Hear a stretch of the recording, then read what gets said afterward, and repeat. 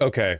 I don't normally ask this of you guys, um, but just this once, I need you guys to be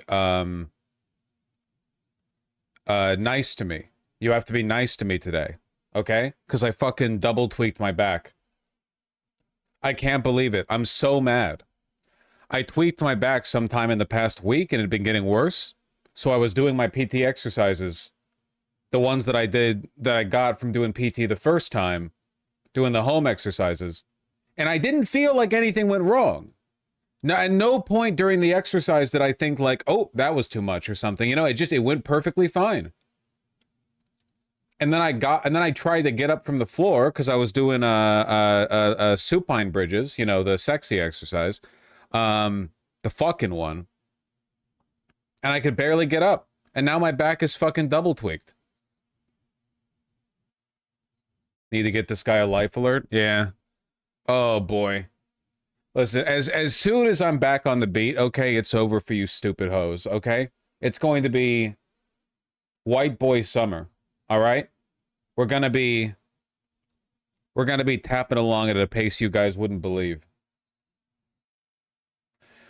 Are you back in the Peloton yet? You're not understanding. I can barely walk right now, okay? It's a double tweaked back. You know what a double tweak is? You have no idea. I don't want my streamer to get old. Why are you streaming then? For one, it pays for the PT. For two, PV's coming on later. I couldn't back out of the agreement.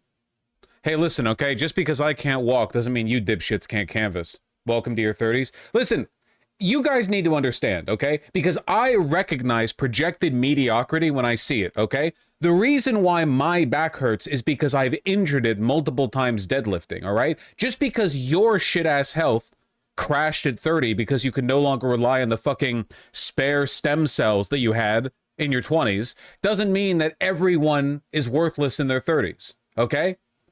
You're trying to relate, okay? But I earned the injury with deadlifts. I was repping like 4 plates back when I was in high school. We're not on the same level. You're fucked at 30 because you sit at your computer chair like this.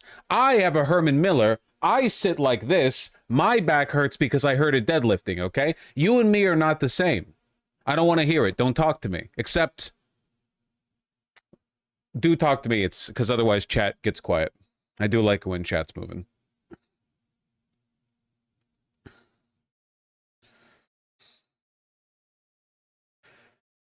Sitting posture doesn't actually affect your back pain much, allegedly. I think that is ridiculous. I have never believed something less in my entire life.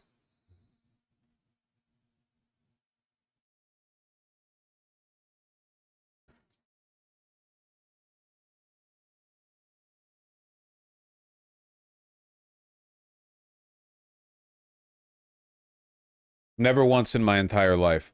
A shocking amount of health problems are caused by sitting too often and sitting especially with bad posture, you know? One of the biggest hacks to having good posture, have you tried a standing desk?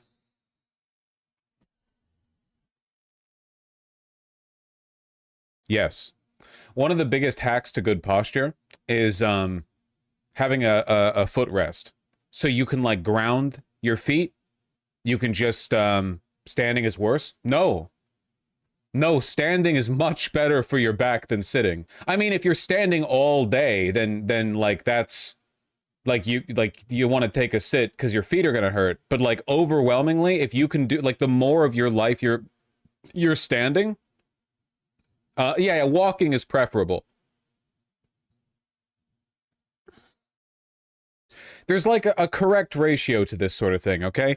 If you can spend like, look, if you're spending 8 hours a day laying because you're asleep, and then 15 hours a day sitting and 1 hour a day standing and walking, you're gonna die, okay?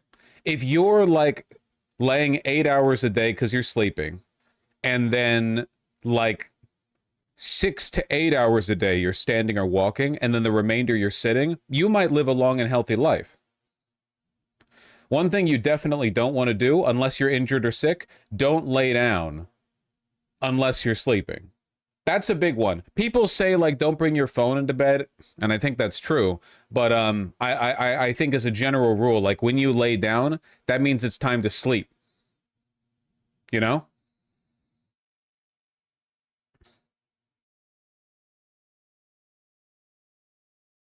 It's about variety in your posture. Yeah, you just want to keep your body active. Are naps okay? I mean, if you're laying down to sleep, sure, but like generally speaking, I fucking despise naps. I'm not a nap guy at all. I've never liked napping. I'm not a nap boy. You would sleep better if you did regular exercise? I did regular exercise yesterday, and that's why my back is double tweaked.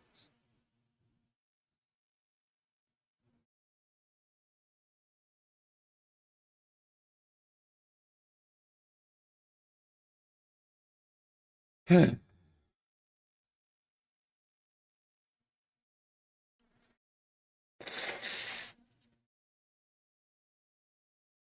Netherlands hebben een serious problem. Doesn't the Dutch government collapse every like 5 days anyway? Is that not like, isn't that always happening?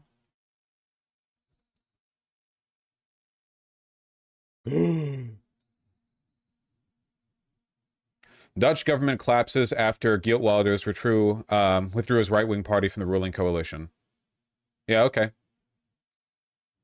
Dude, doesn't this shit happen like all the time? Like literally all the time, non-stop?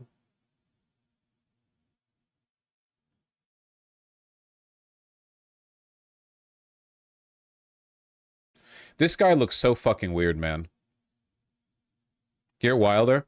I remember him being a big name in like the online alt-right shit for a while because he's like the big anti-immigrant Dutch guy. You have like it's like the Netherlands is basically like the most progressive country in the world, right? Like that's where everyone's bicycling and then they don't have asphalt, they have like pavers and you go to your little cafe and every beep beep and the disabled people have their little cars, they get to drive on the bike lanes or whatever. The clinkers, yeah, yeah. He looks like Tom Cruise wearing one of those Mission Impossible like face masks.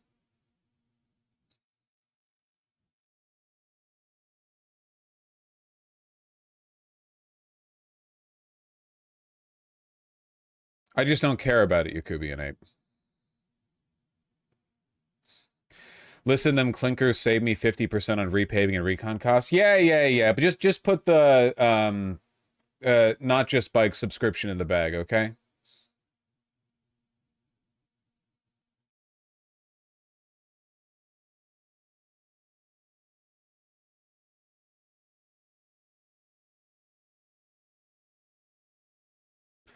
Why are so many populists kind of goofy looking? I don't think it's populist. I think it's far right people, and I think a lot of it is because their dicks don't work properly. I don't fucking know.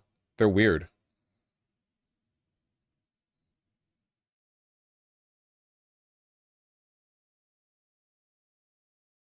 We haben ein serious Problem mit die Politik und we killingen de dwanget. Ik hoop that God de commende that get. How could you do this in Jar Jar's accent without it being racist? Because Jar Jar, you're gonna call me racist for saying this, but like Jar Jar does sound like how a racist would say black people sounded in minstrel shows.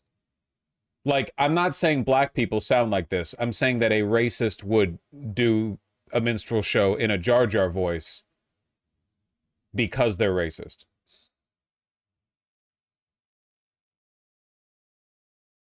Once you say Misa, it's over. Yeah, seriously. Like, just do the voice out loud. You instantly recognize it. I can't believe they got away with that. Jar Jar was originally supposed to be voiced by Michael Jackson. Really? Is that true? Fuck, that would have been awesome. Are you kidding me? Oh, man. That's crazy. Yeah, could he have kept the hee-hees? Misa, Jar Jar Binks, like that. Would he have kept like the, you know what I mean? The inflections.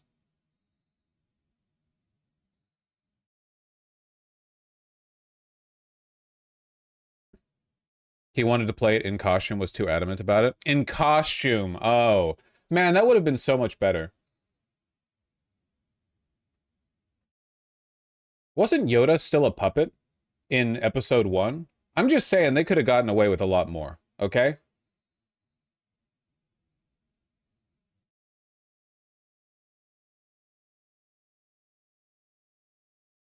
In the original version? Okay, well, I saw episode 1 in theaters. Those were the days. Hey, can we as a society move past the era of getting our contrarian opinions from, and this is not meant to be disrespectful towards H Bomber Guy specifically, from video essays that try to convince us that bad things are good? The prequels are not good. Yeah, Darth Maul slaps and the final fight between Anakin and Obi-Wan Kenobi slaps, but like on the whole they're pretty bad movies. Like, can we acknowledge, like, we don't have to, we don't have to go through the tumble dryer every time, you know?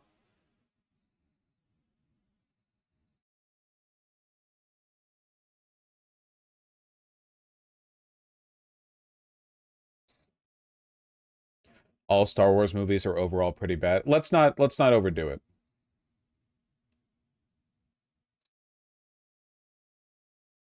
Let's not go too far in the opposite direction. And yes, Dark Souls 2 is the worst Dark Souls game by a pretty big margin. Um, all of Star Wars fucking sucks except for Episode 5 and Andor. No, come on, man. Episode 4 is good. I haven't seen Andor, but people keep bullying me to watch it, so maybe I will. Okay, the Tarkovsky attack, clone, the Tarkovsky Clone War things are good. Um, Episode 8's good, isn't it? There were some parts of Episode 8 that were pretty pogged up, I think. I remember that. There were parts of Episode 7 and 8 that I remember enjoying.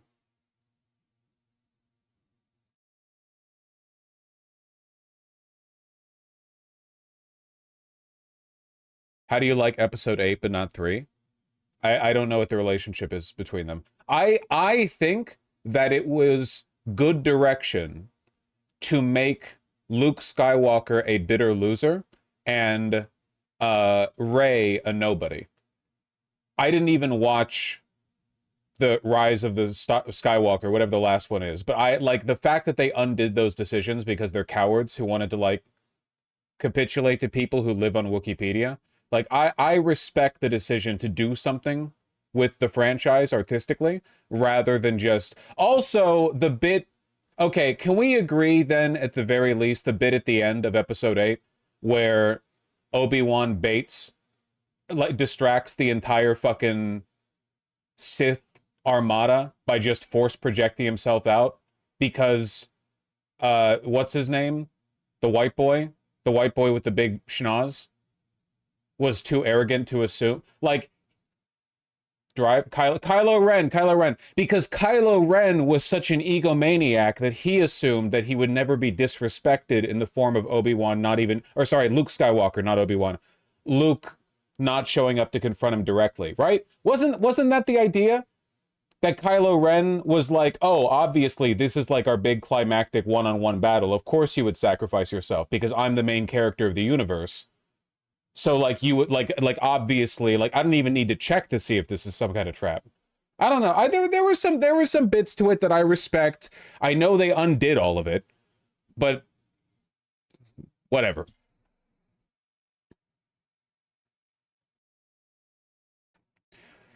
I mean, Luke technically did sacrifice himself anyway, though. Yeah, but you know what I mean. You know what I mean. Aren't there parts of the prequels you respect? I'm not gonna lie, dude. There is not a single thing from Episode 2 that I remember. Not a single fucking thing. I mean, there were parts of Episode 3 that are good. Everyone likes the final fight. What do they call that? What do they call Episode 3's final fight? It has a name. It has like a name. The final... It's like in the Duel of Fates, that one? Yeah. I like General Grievous. Okay, General Grievous was ruined by all of the Clone War media. Because when he's in Episode 3, it's like, oh, he's like a cool guy, and he dies to a blaster shot. Well, he forced Obi-Wan to use a blaster. That's like, you know, like he kind of had him on the ropes there. And then you look at all the preceding media, it's like, oh, this guy killed like 50 Jedi. General Grievous was like actually fucking sick. So now it makes him look like a bitch that he died to a blaster. Like he should have parried that easily, you know? Like he was like insanely fucking strong in all of the preceding. He was a hunter. Like he existed to hunt Jedi. Nah, he almost only kills Padawans. No, in the Tarkovsky shorts, didn't he kill a master? The one with the tall head. He killed some pretty powerful people. I'm pretty sure. Yeah, no, I mean, sure, lots of like Padawans. Yeah, but he was a hunter. I mean, killing one master is pretty impressive. I did like the fact that, okay, wait, hold on. I will say that if you look at it like as like a totality of the character, it is incredibly fitting that the only 2 times he was actually really injured, once injury, second time killed, was when a Jedi used a non-lightsaber weapon. Like he was trained to do lightsaber fights. He would never lose a lightsaber fight. Mace Windu just fucking crushed his rib cage, and then Obi-Wan shot him, which is fitting, right? Like it's like, oh, you know, he's like autistic about laser sword fighting. He loves that shit. So you get him on something else. It like both of them are just another version of the Indiana Jones avoids sword fight by drawing his revolver. You know? Why don't Jedi just force crush everything then? I think only really strong Jedi can do that, right? Like, I know there's been a bit of power scale creep, but I'm pretty sure the implication is that usually Jedi just have kind of like a general awareness of the near future and like a spiritual kind of consciousness, like a sixth sense sort of, and only the really strong ones can actually like fucking like just straight up murk you, you know?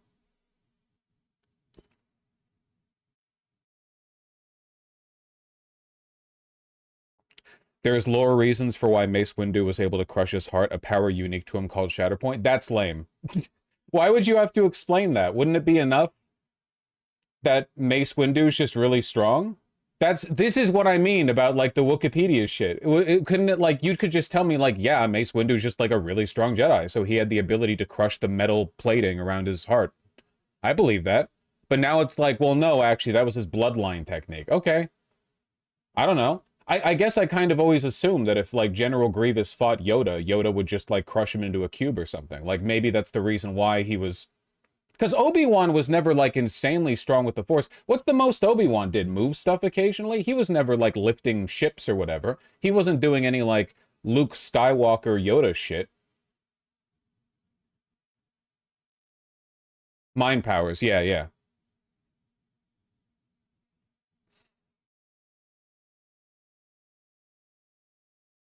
He could run really fast sometimes. I'm fast as fuck, boy! It's me if I'm Obi-Wan. All right. Obi-Wan literally pulled planets around? What the fuck are you talking about?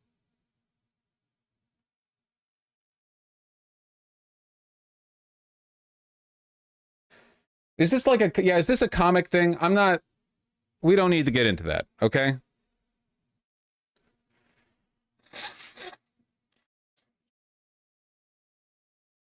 Nah, just talking about the movies, Benjamin. Okay. It's canon in the comics. That's dumb. Nobody can move planets around. Come on. Okay, it's whatever.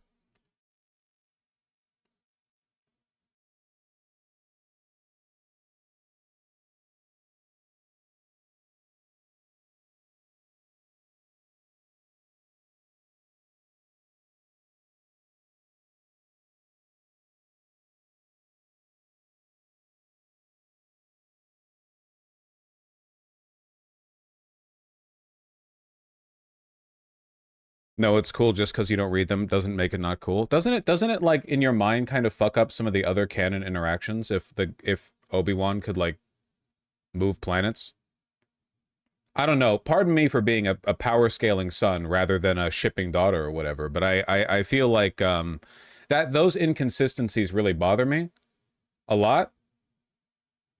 I don't know. It'd be like, imagine if there was like, okay, not defending the franchise, but imagine if there was like expanded universe canon adventures of Harry Potter in between semesters at Hogwarts, and in one of them he like stops a moving train. with like overwhelming strength he never demonstrates in the show. And then like, and that's between years 2 and 3, and then he goes back and he like trips down a staircase and hits his head or something. Like, I don't know. I feel like it just kind of makes the whole thing silly.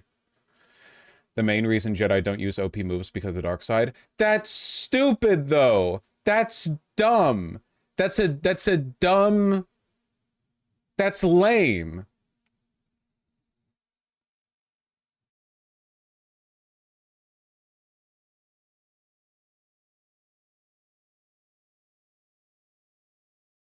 Power corrupts. Okay, but they're not that strong, though. Like, it's not... I don't feel like it's established in the movies that the Sith are that much stronger than Jedi. It's just that they have... They only choose one fucking pupil, so obviously the guy they choose is going to be really pogged up for it, whereas the Jedi are teaching like whole academies full of people. But like, I don't think there was ever... Like, the Emperor, you know, died like a bitch, you know? Darth Vader wasn't that strong. I don't know. I don't know.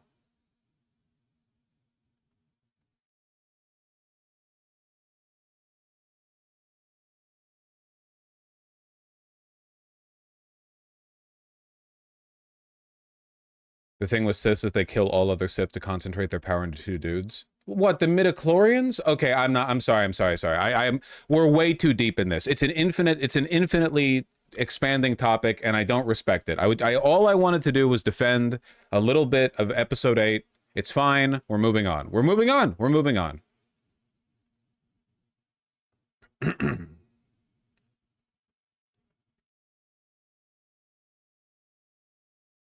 I just think the blaster sound is cool. I think that's the right attitude with which people should approach the franchise, you know?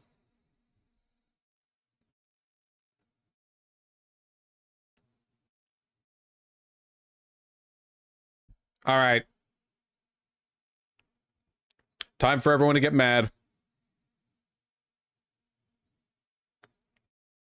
Guys, I've got good news, okay? Already am? Good. Got good news, okay? The Democrats are finally doing something. They're finally showing a little bit of backbone. Who's seen the video? When it comes to negotiating with the terrorist government of Iran, Trump's all over the lot. One day he sounds tough, the next day he's backing off. And now, all of a sudden, we find out that Witkoff and Rubio are negotiating a secret side deal with Iran. What kind of bull is this? They're going to sound tough in public and then have a side deal that lets Iran get away with everything? That's outrageous. We need to make that side deal public. Any side deal should be before Congress and, most importantly, the American people. If Taco Trump is already folding, the American public should know about it. No side deals. This is the context in which the Taco Trump thing is meant to be used, you know? Oh, Trump, he's pussying out, bro. He's too much of a bitch to go to war with Iran for Israel, you know? I know I've talked about this before, but like, the reason why we posture so hard against Iran is because of Israel. Israel only makes sense as a U.S. military proxy against Iran. There's nothing else in the region that really, like, necessitates that kind of engagement, right? Like, Saudi Arabia is strong, but they're basically a U.S. ally. Egypt's strong, but likewise. It's just Iran, you know? And it's not like the Taliban's firing ICBMs across the borders of Afghanistan, you know? It's just Iran. And because Trump doesn't actually seem to care that much about Israel, I don't know, you know, he got given a big plane. I mean, you know, whatever. He seems to be pushing essentially for another nuclear deal with Iran, which Israel is desperately trying to stop. Israel has threatened that they will attack Iran anyway, that the United States needs to get their say-so and their agreement before any deal goes through with Iran. And Schumer, who's essentially just like a paid consultant on behalf of Israel, is essentially saying like, hey, listen up, Trump, okay? Background negotiations, you know, like secretive negotiations with a foreign power, that's not how we do things here, okay? You need to open all of this up to public scrutiny so that Israel can attack it and pay people to speak out against it. Like, we want to sabotage this process because peace with Israel means that, peace with Iran means Israel doesn't have a purpose. I hate this guy so fucking much. Mr. My job is to make keep the left pro-Israel. When it comes to negotiating with the terrorist government of Iran, Trump's all over the lot. One day he sounds tough, the next day he's backing off. And now, all of a sudden, we find out that Witkoff and Rubio are negotiating a secret side. For a single joyful moment, I thought the Dems were actually doing something good. That's your fault. That's 100% on you. I'm afraid. You fool, you buffoon. Hey, yeah, a classic mistake. I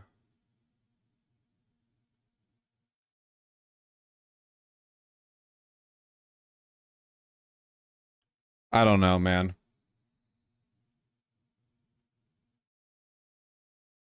I can't believe he said this. Genuinely, it's baffling to me. I can't believe he said this. My job is to keep the left pro-Israel, which he's, you know, doing such a good job of.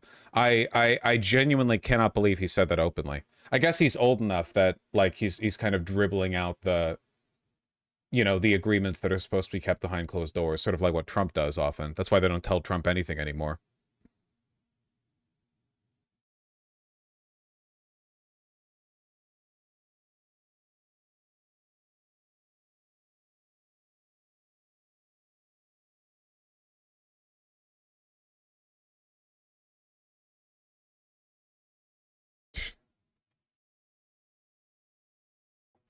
When it comes to Palantir, I am more afraid of Democrats like Schumer having access to that kind of tech than Republicans. It is like Schumer is at least as evil, possibly more evil than the average Republican. Like ideologically, he exists only to make sure that the Democratic Party remains loyal to Israel and Wall Street. Like that's it. If like it's the evil of a turncoat, right? Like, you know, at least the Republicans are open in their opposition.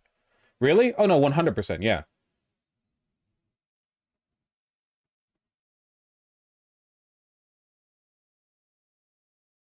Is he really evil or just incompetent boring? No, he's extremely evil.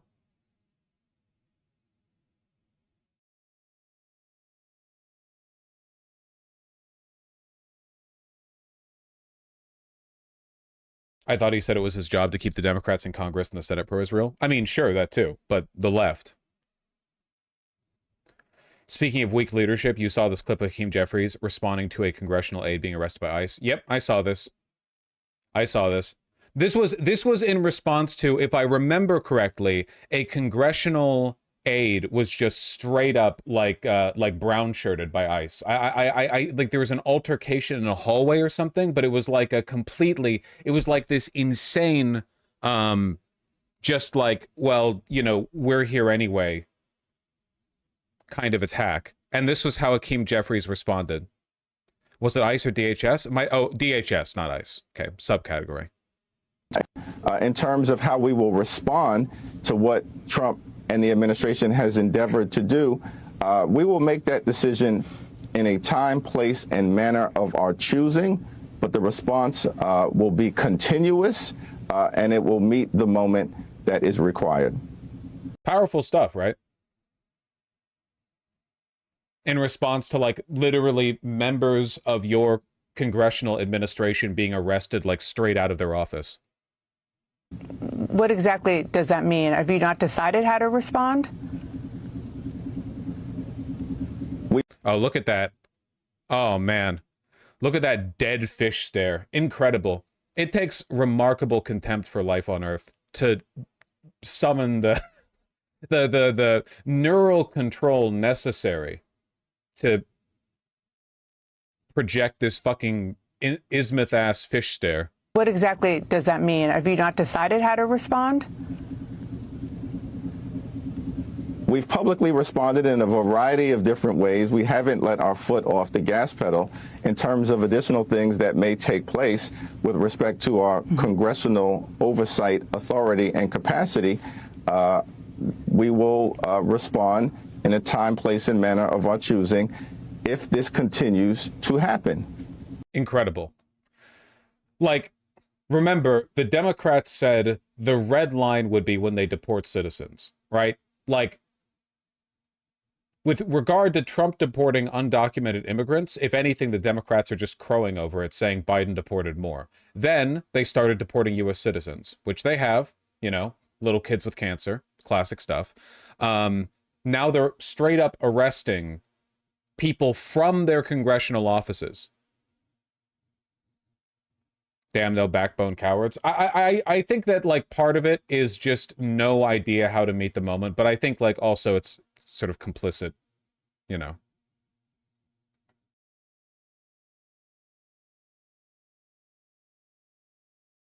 Saw someone on Twitter say the gap between what Dem voters care about, what Dem leadership cares about, is the Grand Canyon. Yeah, it's the reason why I say the Republicans are more democratic within their party than the Democrats are, because Republicans are constantly shifting their rhetoric to appeal to the public interest or trying to influence the public interest, whereas Democrats, like, this is a public statement, okay?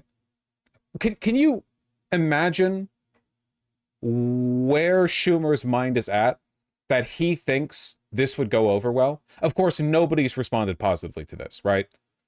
Except maybe AIPAC lobbyists. I don't know. Consultants, maybe, some of his handlers. There's no way this is being done for the public. You know, this message is not being put out there for the benefit of anyone who voted for him. His argument essentially is like, well, you know, Trump's too much of a pussy to let our constituents die for Israel.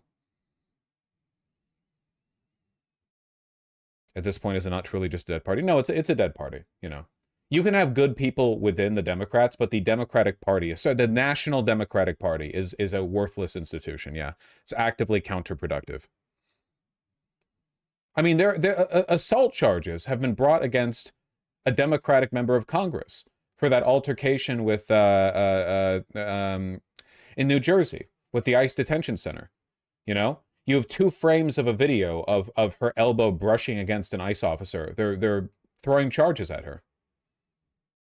Wasn't it a mayor? The charges against the mayor were dropped. The charges still stand against, now they've put forward them against a congresswoman.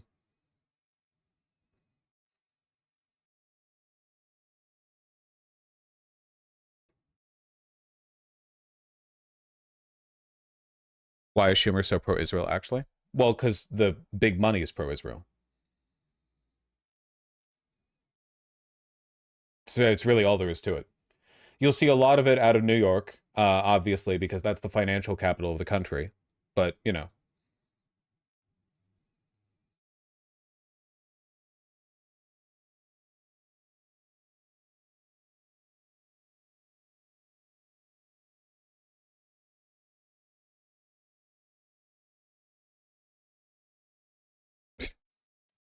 It's not even about money going to him either. It's really just about, like, the social circles that you run in and whose interests you represent.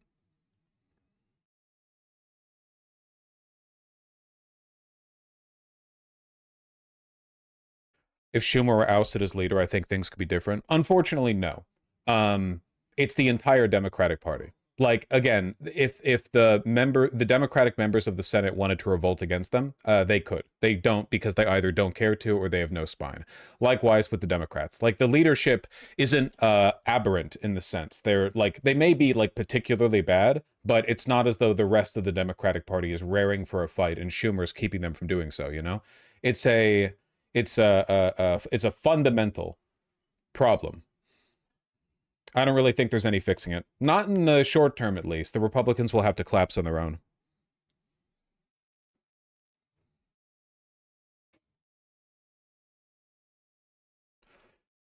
Is Schumer trying for American boots in the ground for Israel? He would do it if he could. Not likely to, but he would do it if he could.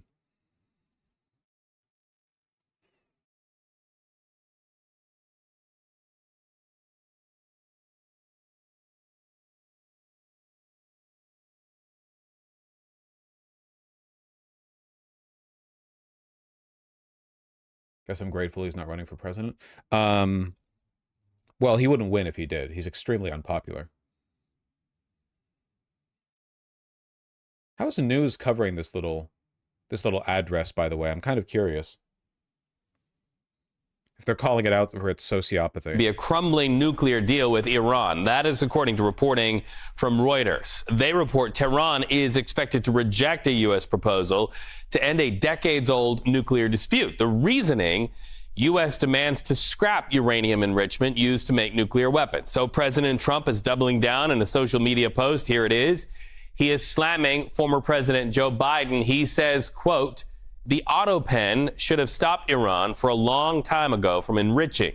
Under our potential agreement, we will not," he says, "allow any enrichment of uranium." Once again, At this point, I really have no choice but to support Iran in their quest to obtain nuclear weapons. I'm being negatively polarized. that exclamation point. Meanwhile, the top Democrat in the Senate, we're talking about Chuck Schumer, is sounding off. He's claiming he's caught wind of a potential side deal with Iran. When it comes to negotiating with the terrorists, That was shot in vertical there to appeal to young audiences watching on TikTok. Natalie Brand joining us live from the White House. He even used captions there. What does Schumer mean about a side deal, Natalie? Hi, Reed. Good to be with you. Well, Senate Minority Leader Schumer is referencing reporting from the outlet Axios, which says that this proposal to Iran did contain some flexibility for what Axios says was limited low-level uranium enrichment. Now, obviously, that's at odds with what President Trump and his administration has publicly stated. You read that social media post where he said there cannot be any uranium enrichment. Do you think Schumer would want Trump to bomb Iran? Of course. Yeah, absolutely. He 100% wants that. Yeah, absolutely he does. Yeah, it's a deliberate effort to sabotage a democratic or a diplomatic process. And that's been a sticking point in these negotiations because Iran has said that it wants very low-level enrichment for civilian purposes, for things like commercial power. Now, Reuters and other outlets are also reporting that another sticking point here is more clarity around how the U.S. plans to lift sanctions on Iran as part of this. Captions or accessibility features, why is that an appeal to the young? Because young people are no longer capable of understanding what people say unless it's captioned, and old people's preferred way of consuming media is to only hear every other word, but to be too stubborn about the fact that their hearing is going to say anything about it, because they would like treat captions like a handout that would patronize them. Proposal. The Trump administration has not responded to CBS News's request for information about that Axios report or more details about this proposal. Obviously, these are very sensitive negotiations that have undergone several rounds of talks. And this new reporting comes as there was a UN watchdog agency report just a couple of days ago that found that Iran has increased its stockpile of enriched uranium to nearly the grade needed to go forward and make a weapon if Iran chose that path. Well, the president has teased a potentially big announcement for weeks now. More nukes out there isn't beneficial for the world now? Well, it's not so much that the world would be a better place if Iran had nukes. It's more like, for one, they've earned it.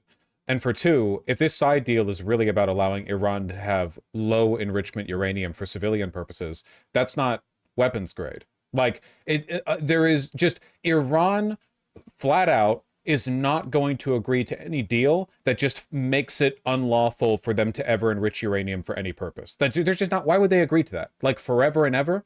Because some countries on the other side of the world like look down on them and stomped on them like they should never, not even for nukes, but like for anything, they're not going to agree to that.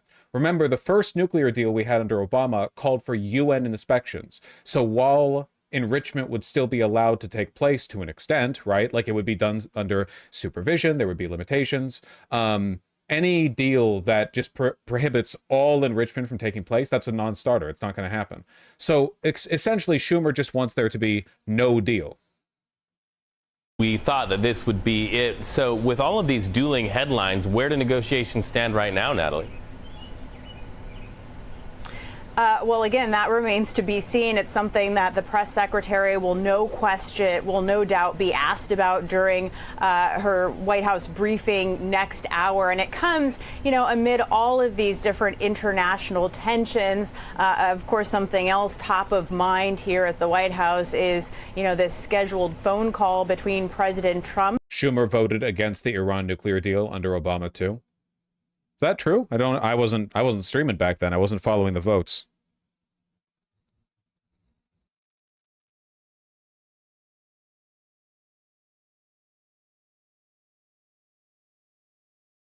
The bill passed in the Senate by a 98-1 vote. Only Tom Cotton voted against.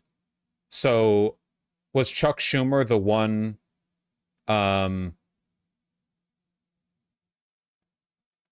present? The Iran Nuclear Agreement Review Act of 2015? Or is this like a there's no way that's true? Yeah, that doesn't sound right. Oh, hold on. We can get at something a little more direct here. My position on the Iran deal. Wow, from 10 years ago.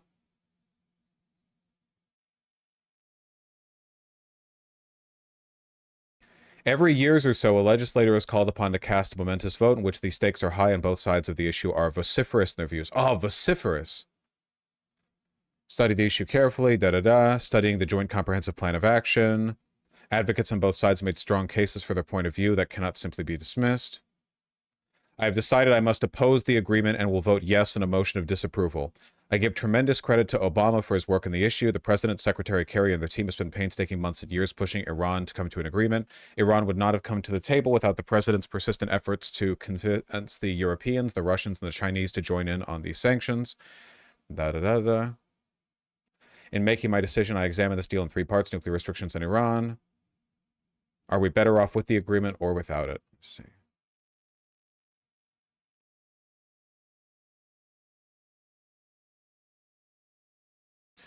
More troubling is the fact the U.S. cannot demand inspections unilaterally by requiring the majority of the 8-member Joint Commission, assuming that China, Russia, and Iran will not cooperate. It will require the votes of 3 European members of the P5+1 as well as an EU representative. It is reasonable to fear that once the Europeans become entangled in lucrative economic relations with Iran, they may well be inclined not to rock the boat by voting to allow inspections. That is absolute bullshit. Are you kidding me? We can't unilaterally demand inspections that are facilitated through the United Nations. It's bullshit that we would have to ask our European allies to assent to it as well. After all, there's a decent chance that our European allies would deny to inspect Iranian nuclear facilities through the United Nations because they're tied up economically with the... Are you fucking insane? Insane. Absolutely no chance of that happening.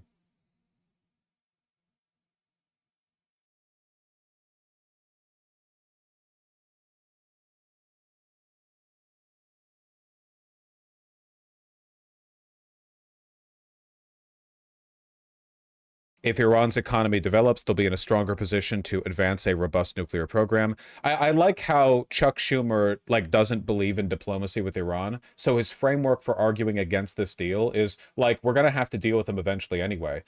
If we lessen sanctions right now, Iran will just get stronger in the future and then they'll build a nuke. The idea of having a good relationship with Iran is just completely off the table to him. It doesn't even occur.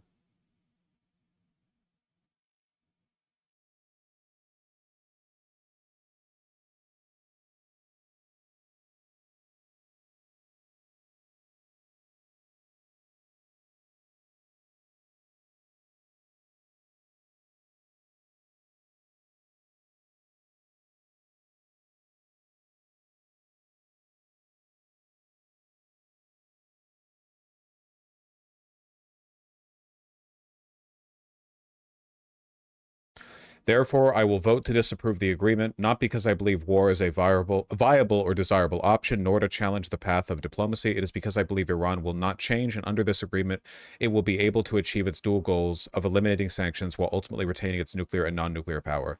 Better to keep U.S. sanctions in place, strengthen them, enforce secondary sanctions on other nations, and pursue the hard-trodden path of diplomacy, once more difficult as it may be.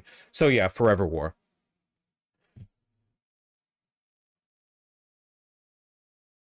Don't they want Iran to build nukes so it justifies invasion, the MIC profits? Well, he does. Yeah, Schumer does, 100%. Yeah.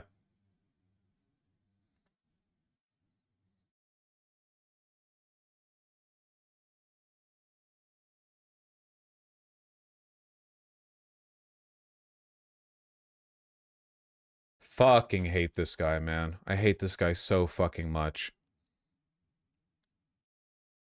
Don't forget Iran did uphold that nuclear deal. Yeah.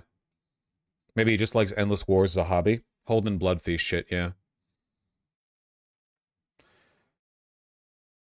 Would Iran have supported Russia against Ukraine if the Obama deal had not been canceled? Probably, but who knows, right? It is genuinely listen, Iran is like a relatively quite developed country, like certainly by the standards of the region. I think it's very reasonable that we might have developed better economic ties with them. Keep in mind, we have good economic ties with Saudi Arabia, and they're run by a bunch of insane fucking Wahhabists. Like, the Saudi Arabia, they literally have Mecca, they have their own religious extremists. That's where a bunch of fucking terrorists come. I mean, it's Osama bin Laden, obviously, but like the idea of like, oh, no, we can't look. Iran is more of a real country than Saudi Arabia. Saudi Arabia is a state-run oil company that gained so much money and power that it united a bunch of tribes. Do you know how recently Saudi Arabia was tribal? Have you seen, no joke, have you seen Lawrence of Arabia? Like, it was recent shit, man. Like, Iran has a civilizational through line going back a very, very long time. They have a rich, robust, diversified economy. They could absolutely develop. Like, the only thing Saudi Arabia has going for it economically with the West is the oil business. The idea that we can't develop a good relationship with Iran through like diplomacy, trade, and so on, the usual avenues, is ridiculous. We did it with China until we randomly decided to sabotage it. The House of Saud was ousted twice by the rest of the tribes, by the way. It was the British that forced the other tribes to be ruled by them. Yeah, because they controlled the fucking, oil, yeah.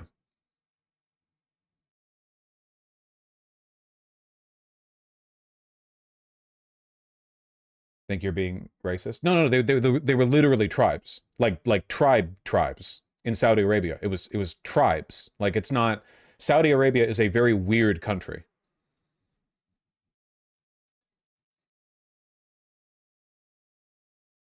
Anyway.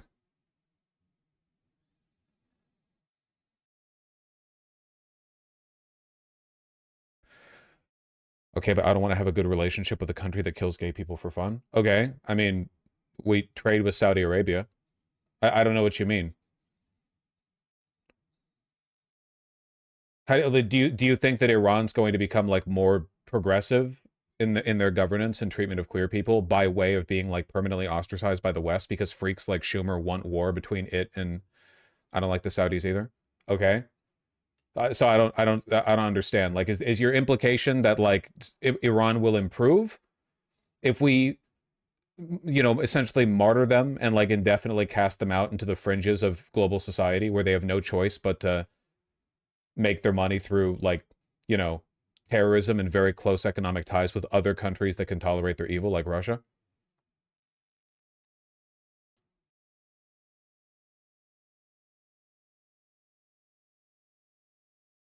Unironic, like fucking, we need to invade Iraq and bring democracy to the people bullshit.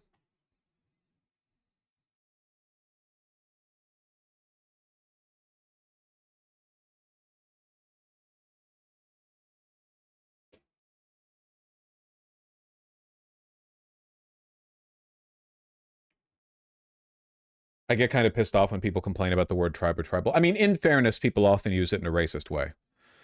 Yeah, okay, whatever. Anyway, yeah. I don't know, man. Chuck Schumer wants you to die for Israel. I don't know.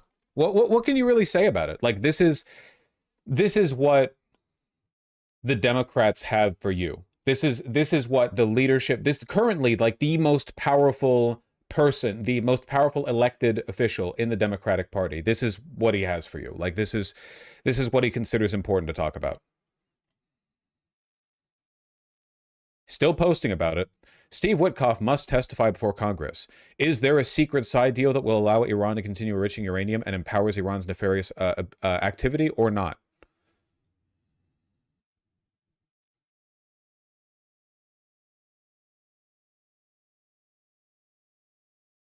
I mean, it's not like he's the one posting this.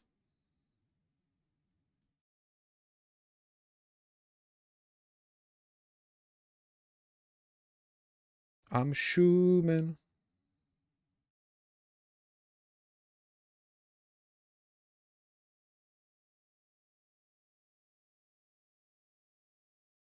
One second, let me Send this to the editors.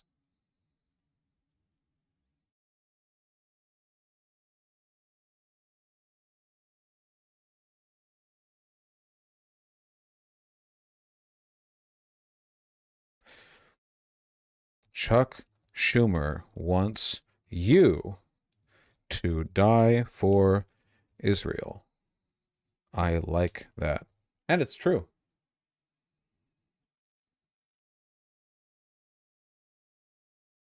It's not an exaggeration. 1 second. Oof.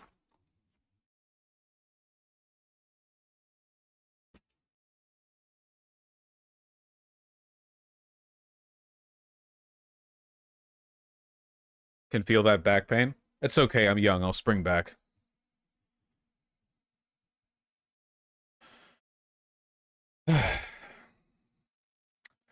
My local news talks to mom used to be Trump supporter of trans athlete. What is this? 600 views?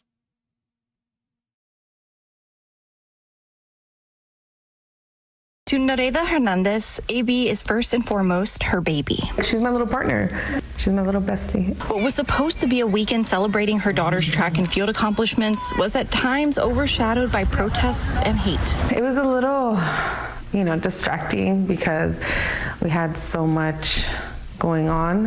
It's like I had to be here, there, keeping my eye on AB, making sure she's safe. Earlier this week, President Donald Trump posted to Truth Social calling out Governor Gavin Newsom for allowing a transgender athlete to compete in the state track and field championship. Newsom was like, yes, sir. We'll deal with it right away, sir. That athlete, AB Hernandez. I'm not surprised. I've always, even on the first term, I had my own ideas about our president. But I was a Trump supporter. But things began to change as she saw the world through her daughter's eyes. But just talking to AB like, Mom, this and that, and then you start, analyzing things in a different way. She said she feels like the president's post fueled the protests over the weekend that included a plane flying over the stadium with a banner that said, "No boys and girls sports." Oh my God. They didn't even notice the plane. It's so, because we're there focusing on the athletes, the sports. She said AB started to be cyberbullied in October. Since then, protesters have been showing up to her athletic events. Ignore the negative because there's so much positive. We've met so many beautiful people, supporters. Many of those supporters are her fellow competitors. Sharing the podium was nothing but an honor. The girls have never been the issue. It's the outsiders. What do you think about the rule changes that were implemented with AB sharing a podium? I wish they would have waited. AB shared the podium 3 times over the weekend. She tied for second in long jump and tied for first in both high jump and triple jump. I'm proud of her. I don't even know what words to use because a kid is more mature than a lot of these adults. Well, I think that's sweet. I think this is sweet, part of it's like a fell for it again bit, but at the same time, okay, you had a trans kid, you reevaluate your beliefs. That's not common, right? Like a lot of people choose hate over their family. Okay, yeah. I'm not gonna, it's, I'm not so cynical that I'd look at this and I'd go well, why were you, shitty to begin with? I guess it's a valid question, but, more concerned, I suppose, with people's capacity for change.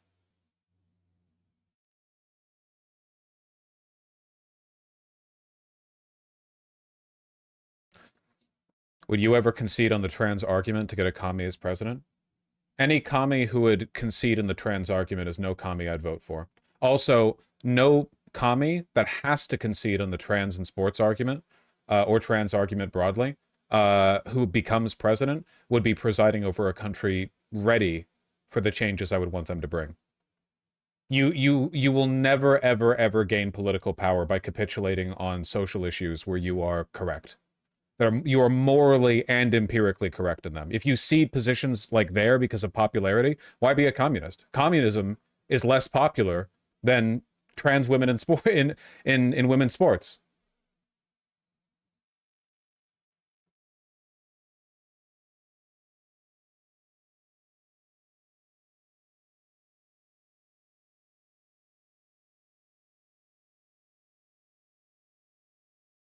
Check out Zeron's new ad for Pride. Is this an official fucking ad? What the hell? You looking for a car wash, Daddy? This is not an official ad. It says not official, not affiliated with official campaign. Sure. Anything for the cause, I guess. Oh, boys!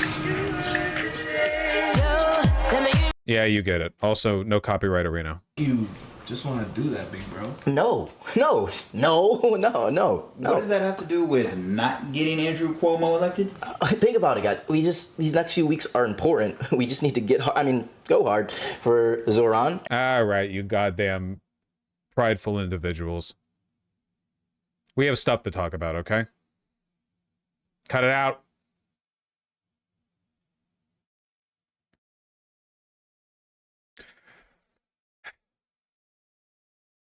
Remember what I said yesterday about how maybe one of the few saving graces we have about Palantir and the fact that society is over and the country is over and everything's ending and we're doomed and there's nothing you can do to change anything? One of the few positive markers we have here, I guess, is the fact that the Palantir stuff is not really popular with Republicans at all. I think this is quite charming. Marjorie Taylor Greene confessing, I think something we already knew, that she doesn't read these fucking bills. Full transparency, I did not know about this section on pages 278 to 279 of the One Big Beautiful Bill that strips states of the right to make laws or regulate AI for 10 years. Yep. Well, I'm glad she caught on to it eventually. Too bad she found this out, you know, after it passed the House by narrow margins. Full transparency, I can't read. POV, you're watching a Vosh stream. I am adamantly opposed to this, and it is a violation of states' rights, and I would have voted no if I had known this was in there. It's genuinely interesting how sometimes these divides crop up, right? Because you have Republicans that are corporatist, like ghouls, who will adopt any mantle in order to push their agenda, and then you have authentic MAGAites like Marjorie Taylor Greene, who sometimes their positions actually break way with the majority of the Republican Party, not because the Republican Party isn't fascist, but sometimes they're fascistic in ways that she doesn't necessarily agree with. Why do we care what she thinks? Because she's a representation of the average MAGA voter. Marjorie Taylor Greene is much closer to the MAGA voters than most Republicans. Most Republicans are suit and tie wearing sociopaths who couldn't decide if they saw a dog alone in a room whether to fuck it or kill it, who will say or believe anything to advance their agenda, which is the end of all life on Earth, right?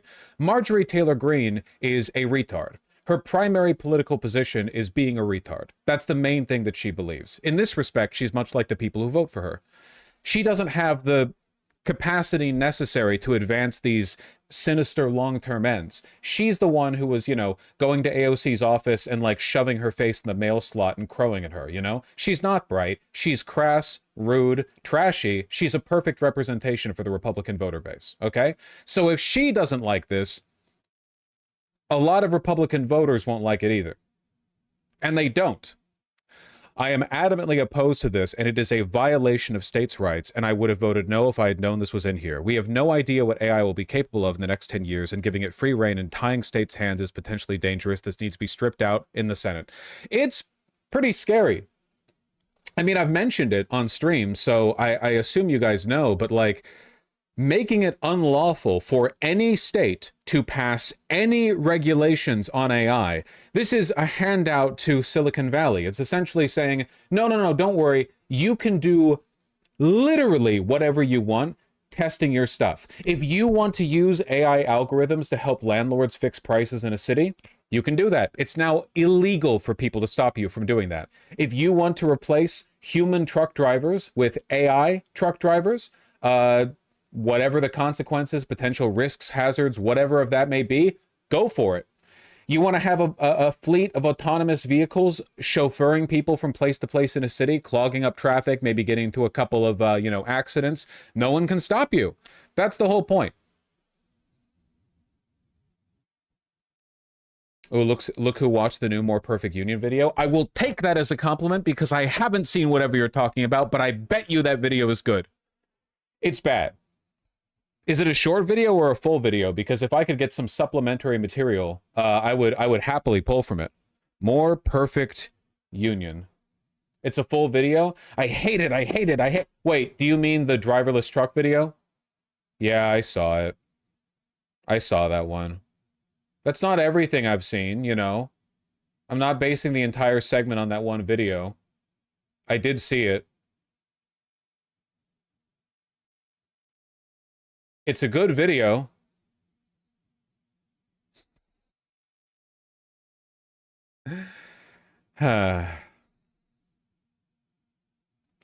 You should watch the landlord one. Yeah. Does this bill also prohibit regulations against AI, CP/deepfakes? Presumably, yeah. Those laws would have to come out at a federal level, which, to be fair, recently a law against those things went out federally. But yeah, no, it completely strips states of the ability to pass any legislation to protect themselves against the harmful effects of AI, unregulated proliferation of this technology. The potential consequences of it could be apocalyptic, genuinely. I mean, for instance, one of the big things that people might look to regulate is, how could any state stop Palantir? Like, Palantir's data aggregation, we mostly talk about it in the context of them assembling data federally, which we couldn't really stop through state legislation. But Palantir is going to be pulling data from states as well, local surveillance, or communicating with, say, state Medicaid providers, right? That data, they're going to pull that data for you too. States would have no ability to protect themselves. Democracy Now! Has a minute-long video that went out an hour ago. I appreciate you appealing to my bias, both to brevity and immediacy. That's very, very, very good of you. Look, it all comes together in the same way. Much that Bitcoin was initially sold, or not Bitcoin, but like cryptocurrency in general, was sold initially as this like stick-it-to-the-man decentralized financial network. What it has turned out to be in reality is an unregulated playground for oligarchs, who represent like a significant portion of the investors. Likewise, AI was pitched as this like, remember how much propaganda was pushed out early on that AI art was great because it democratized the skill of drawing? Now anyone can draw, you know? The initial marketing pitch for AI was, well, now everyone has a universe of knowledge and skill at their fingertips. This empowers everyone. But in reality, the purpose of AI is and always has been to make more money for the people who already have money. There is no other purpose to this tech. It has no liberatory purpose. There's no use case for it that improves the world. It exists to hurt people and to make a lot of money, which it will. It will.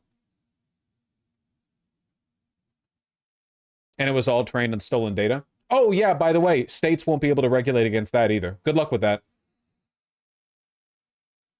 The Trump administration has tapped Palantir, the data mining company founded by the billionaire tech investor Peter Thiel, to compile data on people in the United States for a master database, including a new $30 million contract with ICE to provide near real-time visibility into migrant movements as it seeks to arrest 3,000 people a day. Just a few months ago, we started hearing about databases within DHS and IRS, SSA, across government being linked together. We've learned that it seems as if this is a process to mix data from government agencies that immigrants often report to, so IRS and tax data, all these kinds of things that can track their most recent addresses and things like that. So the Palantir process with its software foundry basically becomes the window for all of this data.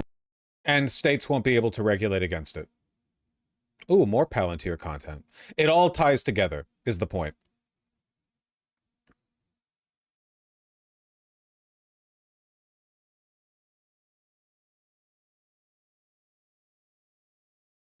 Paragraph 1 may not be construed to prohibit the enforcement of any law or regulation, the primary purpose and effect of which is to remove legal impediments to or facilitate the development of or operation of an artificial intelligence model, system, or automated decision-making. I like that the bill specifically says, like, listen, you cannot pass state laws that regulate AI in any way, unless the regulations allow for more AI,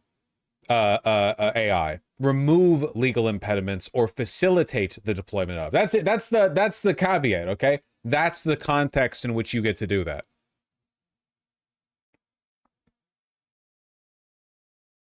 Phenomenal stuff, really. You can tell they let the AI write this. The One Big Beautiful Bill was written by the most evil people in the world. And the Trump administration, or at least most of the Trump administration, is in all likelihood probably not aware of most of its contents. Trump does not know about this. Trump doesn't know anything, right? The Republican voter doesn't know anything. Incredibly, we have actually managed to subdivide the Republican Party to the point where we have found groups that are more evil than others. Like, again, like we already had this inner group of nihilistic, misanthropic Nazis who are stripping the country bare, you know, because they can, because they want to. But there is actually a group of people more evil than them. People who aren't doing this for personal accolades or wealth, but people who want to not just replace democracy, but essentially institute a permanent totalitarian state in a way that benefits no one. I think I've said this before, but like the real point of 1984 that nobody got because nobody actually reads 1984, they just like sort of absorb the information in it through cultural osmosis, is the fact that the point of power is to hurt people, and that divides in power are more important than the raw empirical enjoyment of life the powerful get to experience, you know? Or what's the real life application of that? You know, the most wretched white man would suffer injury if he could be convinced a black man would suffer twice the injury. It's essentially that.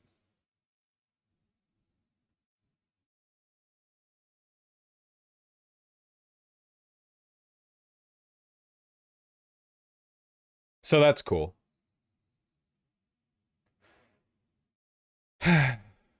GOP spending bill could put a moratorium on state-level AI laws for 10 years. That would be perhaps okay if the federal government, Congress, actually could pass a law to ensure consumers are protected, but they've been incapable of doing that on privacy in general. Indiana lawmakers on an AI task force say they're concerned the proposal could unravel several laws the state has passed, including one requiring campaign ad disclaimers if AI is used, and another that updated the state's revenge porn law to include AI-generated content. All gone.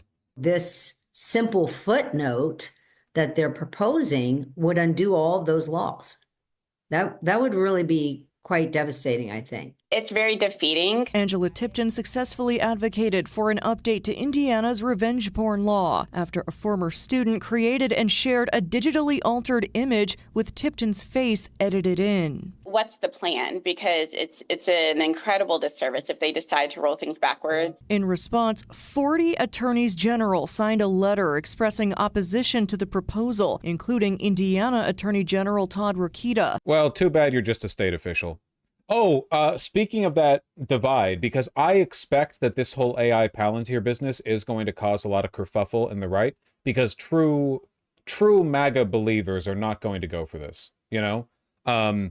And like, this isn't really part of what Trump has promised them. They haven't been keyed in on this. They haven't been rhetorically prepped for this, right? They're here to be racist, xenophobic, so on and so forth, you know. But this, like, you must all submit to the AI overlords, to big tech. Like, this isn't really part of the narrative package that they've been given. It's kind of the opposite of the narrative package, because if anything, it's basically in the One Big Beautiful Bill and what Palantir is doing right now, you're essentially getting the what if Bill Gates microchipped you with a COVID vaccine and used it to regulate your life, but in real life. Like, what all of that, like, schizo Bill Gates / Soros is going to use crazy futuristic tech to control everyone shit, 5G towers turning the frogs gay or whatever the fuck, that stuff, you know? It's happening. They're already spinning it as a way to track illegal immigrants. I mean, that is what the technology has been used for with Palantir. But it's worth noting, I still have not seen any serious endorsement of this program from MAGA. I think that because most of them are weak and spineless, they will end up accepting this if they get to like terrorize trans kids along with it. But I do think it's going to lead to some meaningful breaks. At least that's my hope.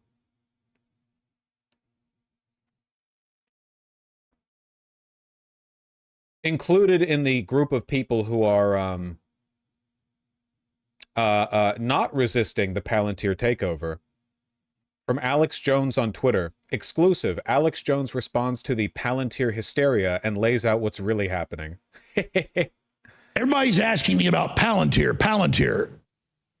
And when you look at it and you understand it, Palantir and the surveillance systems and the AI and all of it has been an outlier from the bigger companies. And it's been wanting to get big contracts, and Trump wants to use it to track illegal aliens and stuff, and the real ID that they're trying to bring in that's terrible, that never got implemented because it's unconstitutional. So I've been critical of all of that, and I obviously don't trust Palantir and the rest of the stuff it's doing. But it is small compared to all the other big AI and the Pentagon, Sentinel, and all the rest of it. The reason you're seeing the attacks on it everywhere is because it's trying to get contracts that other big tech companies already have, and because Palantir has been supportive of Trump. And so, yeah, Trump is going to them because they've been supporters. But all this hype about Palantir, all of these systems can be used for control. All these systems are out of control. Pretty difficult to spin a defense of it, right? Nobody's buying this, by the way. Like, obviously, he's a shadow of his former self in terms of popularity, but all of the talk that I've heard of this has been, like, negatively directed towards him. Imagine being an Alex Jones viewer, like a dedicated fan for a decade, and then you wake up and he's explaining why Palantir, the company that just bought access to your federal data and wants to use it to track you illegally, as admitted by the people who run it, actually isn't a big deal. All the AIs are woke. Wouldn't surprise me at all if this guy's been getting Teal funding for a long time. So Palantir is being used to run AI drones, killing people in Gaza. All of it's very concerning. But why do people know about Palantir and nothing else? Well, that's because it comes from the left, only focusing on Palantir, because it's seen as something being brought in to surveil the government itself and to try to find ways for fraud, abuse. That's what Trump wants. What? No, it's not. That's not what Palantir is being used for. It's used to consolidate the data scraped by Doge. It's not trying to cut spending in the government. Trump admin tasked Palantir with expanding U.S. surveillance state. And the New York Times and all of them are all over it. Palantir's deepening government ties spark fears of centralized surveillance. He doesn't know shit. He's just saying buzzwords. No, he does know shit. He's a performance artist who hasn't believed a thing that he's said for a very, very long time. Obviously. No, if anyone who watches Alex Jones and believes for a moment that he's not lying his ass off every time, he's not. Yeah, he's a walking tabloid. Exactly. He's a brand whose job it is to pretend to be crazy, right? Unfortunately, he's been bought off for a really long time. I have no idea if it's like Palantir directly or Peter Thiel or whatever else, but for some reason he's decided that it's necessary to defend Trump on this by not treating Palantir the way... Like, he'll go conspiratorial over school shootings, but Palantir? This actual cyberpunk dystopia future? It's like, well, listen, okay, don't worry, that's the good one. And you've got the owner of it, the CEO of it, with all his statements about crushing the right wing in Europe and all the rest of it. I got serious concerns. It's just that... What am I looking at? Endless hyping about it and only focusing on it is coming out of the left, and the populist anti-globalist movement has taken it absolutely hook, line, and sinker. Ah! Oh, and now we get the methylene blue. And sign up for subscription, cancel anytime. Alex Jones stored news. Heard Kennedy, HHS said talk about it. Yeah, he's putting ads in his fucking Twitter videos. Holy shit. It's like a third of the length of the entire video. That's crazy. I gotta say, I know he was paid to do this. This was an extremely weak defense. Like, there's none of the Alex Jones bombacity. Because normally that bombacity would be directed against Palantir, right? it would be like him, you know, screaming about how he's going to eat someone's ass because he defended Palantir. He said, oh, well, Palantir's spying on you, spying on your kids, spying on your dick and balls. He's not doing that, of course, because he's been paid not to. But yeah, I don't know. He needs money now. Oh, hi, Lance.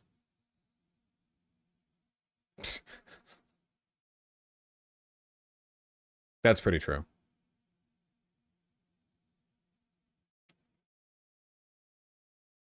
You get what I'm talking about, right? There is going to be an effort by some people on the right to launder Palantir. You have to understand, like, this is a war for, like, essentially the soul of humanity going forward.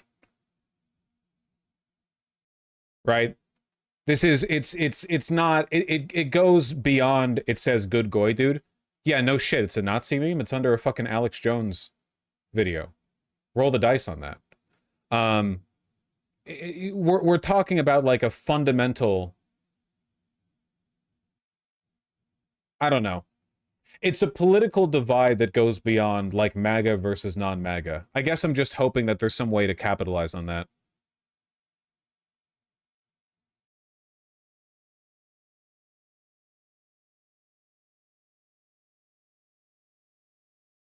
Unfortunately, it does seem like the main takeaway people are getting from Marjorie Taylor Greene's post is that she's stupid and doesn't read, which obviously are both true. But you need to go, like, okay, the fucking Alex Jones, this is a much more effective attack against the Republicans than just calling their, well, without the Nazi shit, of course, but the broader sentiment, than just calling people like Marjorie Taylor Greene stupid. Like, Republicans have been socially conditioned to accept authoritarianism, but not this kind of authoritarianism. You know what I mean, right? Like, this is not Trump-style authoritarianism. This isn't like their big wet daddy up on stage yelling about painting a wall gold. You know, it's a sinister, fucking, you know, Deus Ex conspiracy. It goes so far beyond the lines that have been drawn. They haven't been conditioned to accept this. We need to take advantage of that, man, because otherwise, aren't those two sides of the same coin? I would argue no. I would argue no, actually, because Trump has never had totalitarian intentions. I don't think he's ever meaningfully pushed for that. He's an authoritarian. He's a, you know, he's obviously fascistic in his rhetoric, but there is, again, like a level of direct involvement that is just not present here. The Palantir people are much more evil than Trump or Trump supporters.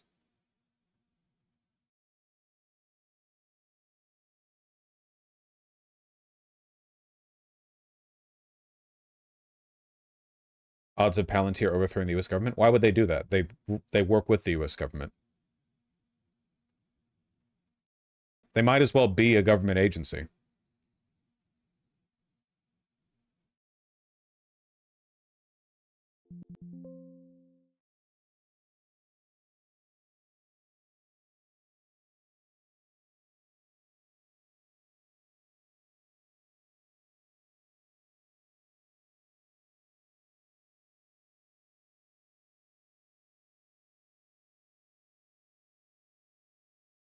There we go.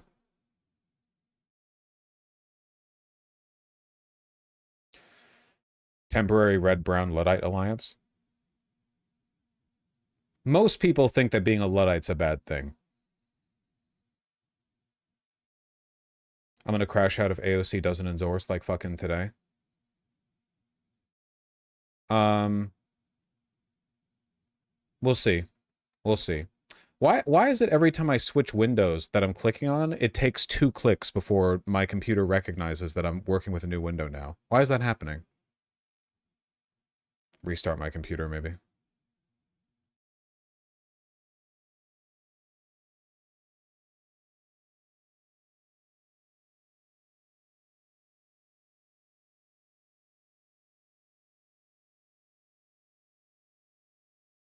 Isn't the difference that Trump-style authoritarians want human slaves, tech lords want AI/robotic slaves? No.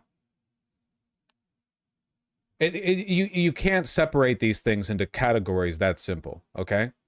The people at Palantir, that specific type of like Silicon Valley libertarianism is made up of mentally degenerate social rejects who want to take out the fact that they were bullied in high school on the world, because they assume that if everything and everyone was controlled by someone as smart as them, everything would work properly. Like they're locked in permanent like 13-year-old brain. Like, dude, everything would work out fine if I was in charge. Everyone else is just stupid. They want that, and they want technology to facilitate that level of control. Trump just likes applause. Like genuinely, like he just likes applause. He likes having an opposition too, because it gives him something to complain about, you know?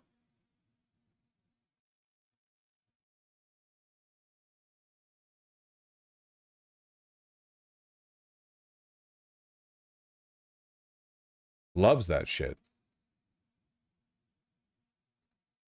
I really do think a lot of them are useful idiots rather than people take revenge of the world. I'm literally talking about people like Peter Thiel. They're not useful idiots. They're the orchestrators of this.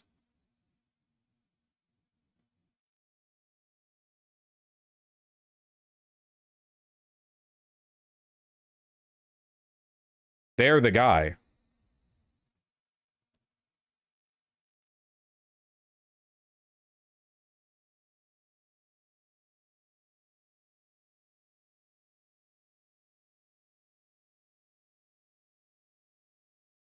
All right, where is it?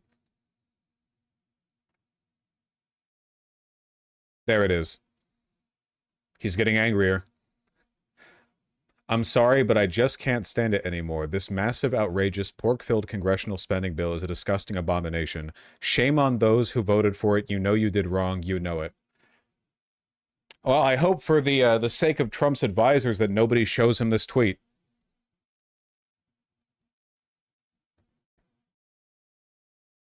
Why, genuinely, why the fuck is he posting like this?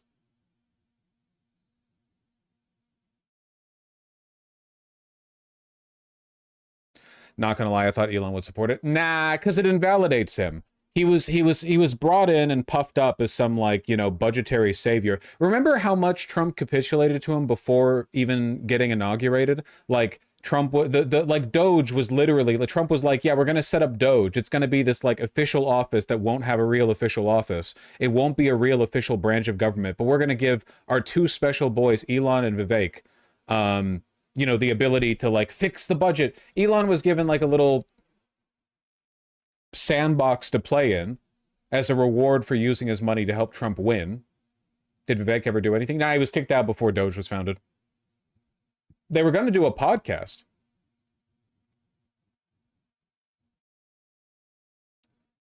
Is it really about the cuts getting codified? Okay, dude, if you were Elon, wouldn't you be mad? Imagine for a second that you're a gullible idiot with more money than God, okay? You dedicate months to get Trump elected. You campaign for him. You push misinformation online for him. You meet constantly with him and his advisors and his constituents to get him elected. You run Twitter with a bias towards the right, turning it into a Nazi shithole to bias its information towards him. You pay out large amounts of money to right-wing blue check users because they spread misinfo more reliably that way if there's like a financial incentive. You do all of this. And then Trump's like, okay, as a reward for you helping me, you get to do the thing you've said you can do. You get to use your big genius brain to cut the government budget and finally balance the books. You get in.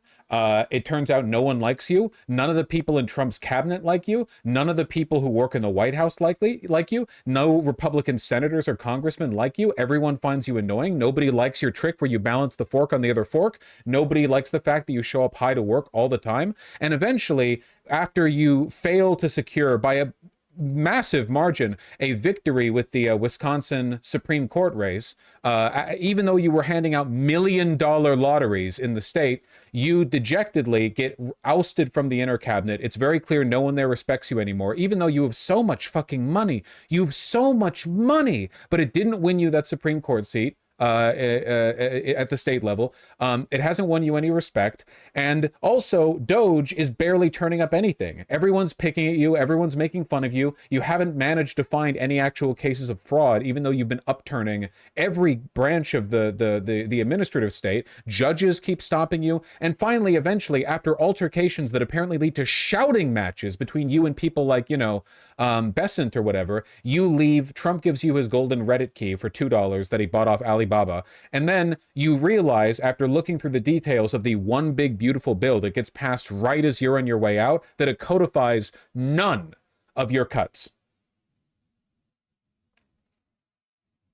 I mean, again, he's really dumb, and I'm not asking you to sympathize with him. He should suffer much, much more than this. But, yeah, of course he's angry. Did they even say thank you?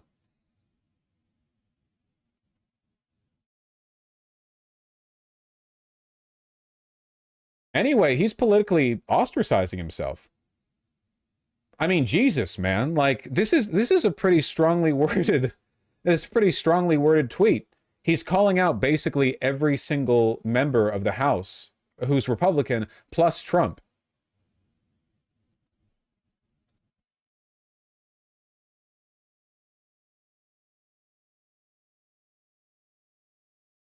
Do you think Elon will cause any sort of rift? I think so. There are people who are like hardline Elon supporters. I hope he continues with this, you know?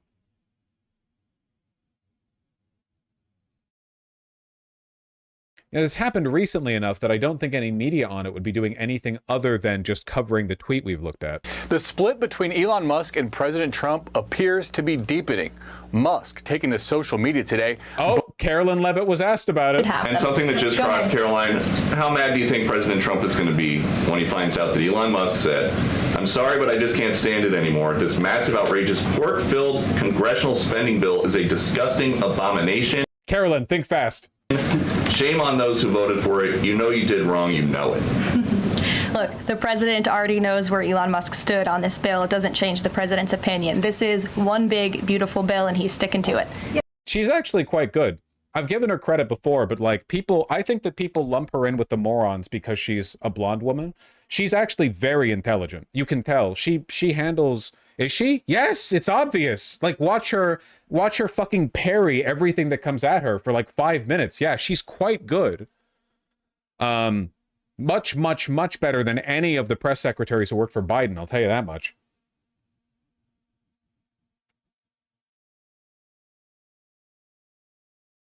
So another crack between Elon Musk of Doge and Donald Trump, who just days ago, when he gave him his goodbye, said very nice things about him. But now Elon Musk posted something on X extremely critical of the president's mega bill. And Caroline Levitt, the White House press secretary, was just asked about it at the White House press briefing. Take a listen. How mad do you think President Trump is going to be when he finds out that Elon Musk said, "I'm sorry"? NBC's Vaughn Hilliard. So it's either one big beautiful bill or it's a disgusting abomination. Maybe Donald Trump doesn't care that Elon Musk says that. What do you make of this? Right. Levitt, if Trump finds out. Dismissing Elon Musk's criticisms of it, but also... You know that bit from Disney's Hercules? Hades is going to be so mad when he hears that he survived if he finds out. That's any time Stephen Miller learns something that would make Trump upset. If is good. She was asked specifically about the comments of Wisconsin Senator Ron Johnson and Kentucky Senator Rand Paul, two longtime allies of the president, who have echoed the criticisms of Elon Musk, saying that in its current form that they are hard no's and that there is no way that they will vote for this reconciliation package under the So far, it does seem like the bill in its current form is not getting through the Senate. Senators are a lot harder to move than Congress people because they only get reelected once every 6 years. There are a lot of Republican senators who probably correctly recognize that they might not even come up for reelection before Trump dies of old age. Like, some of them won't be getting reelected until after 2028. So, like, how do you move them? They're not really as susceptible to immediate influence. They also represent a whole state rather than just a district, so they're more concerned about the effect that, say, the Medicaid cuts would have, because that's a statewide thing.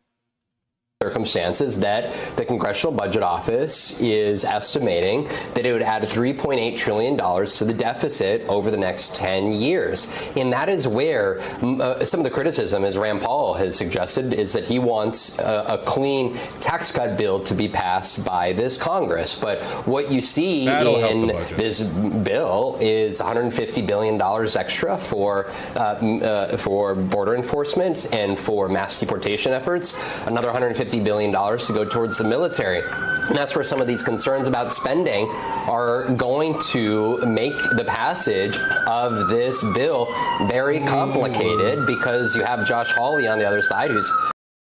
Where the fuck are you recording this that you hear that? Aren't you in a studio? Been criticizing the cuts to Medicaid. And of course, you have Lisa Murkowski, who has several different issues with it. And they can only afford, if every Democrat votes against it, as is anticipated, they can only afford to lose 3 Republican senators. And right now, it's people like Ron Johnson, who you got to go back to 2020. And I hope Palantir's in the same bill as the cuts to Medicaid, Medicare. No. The deal with Palantir's already gone through. That doesn't need to go through a bill. That's just contracting from the federal government. He was delivering alternative slate of electors. This is somebody who has been a close ally to the president, who is suggesting that he could seek to try to kill this. Because if I'm going to interrupt you for just a second, because Elon Musk has followed up. So I want to read this to you, Vaughn. He says it will massively increase the already gigantic budget deficit to $2.5 trillion, exclamation point, exclamation point, exclamation point, something Donald Trump likes, and burden American citizens with crushingly unsustainable debt. I mean, he's not wrong on this. Our deficit spending is out of fucking control. That is true. This is beyond what he said before. When you say things like a disgusting abomination, shame on those who voted for it, you know you did wrong, and a crushingly unsustainable debt,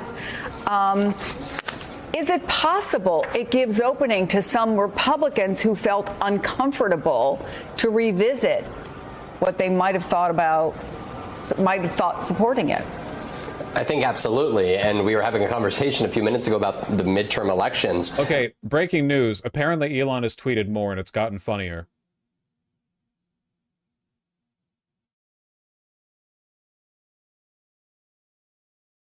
Let me get this straight. The GOP are out there spending millions on luxury hotels in Ukraine, not voting on any Doge cuts, spending 60% of their time on vacation, not codifying executive orders. Standard blue check slot. Is it true? Maybe partially. It doesn't really matter. But Elon likes it. In November next year, we will fire all politicians who betrayed the American people. Elon is straight up threatening to primary House Republicans. Ooh. Please. Can we get something good? Something good this year? We found somebody with an ego more fragile than Trump's, okay? I want something to come of this, all right? Will Dems take advantage of this? Well, Dems are useless and stupid, so my guess would be no. That would be my guess.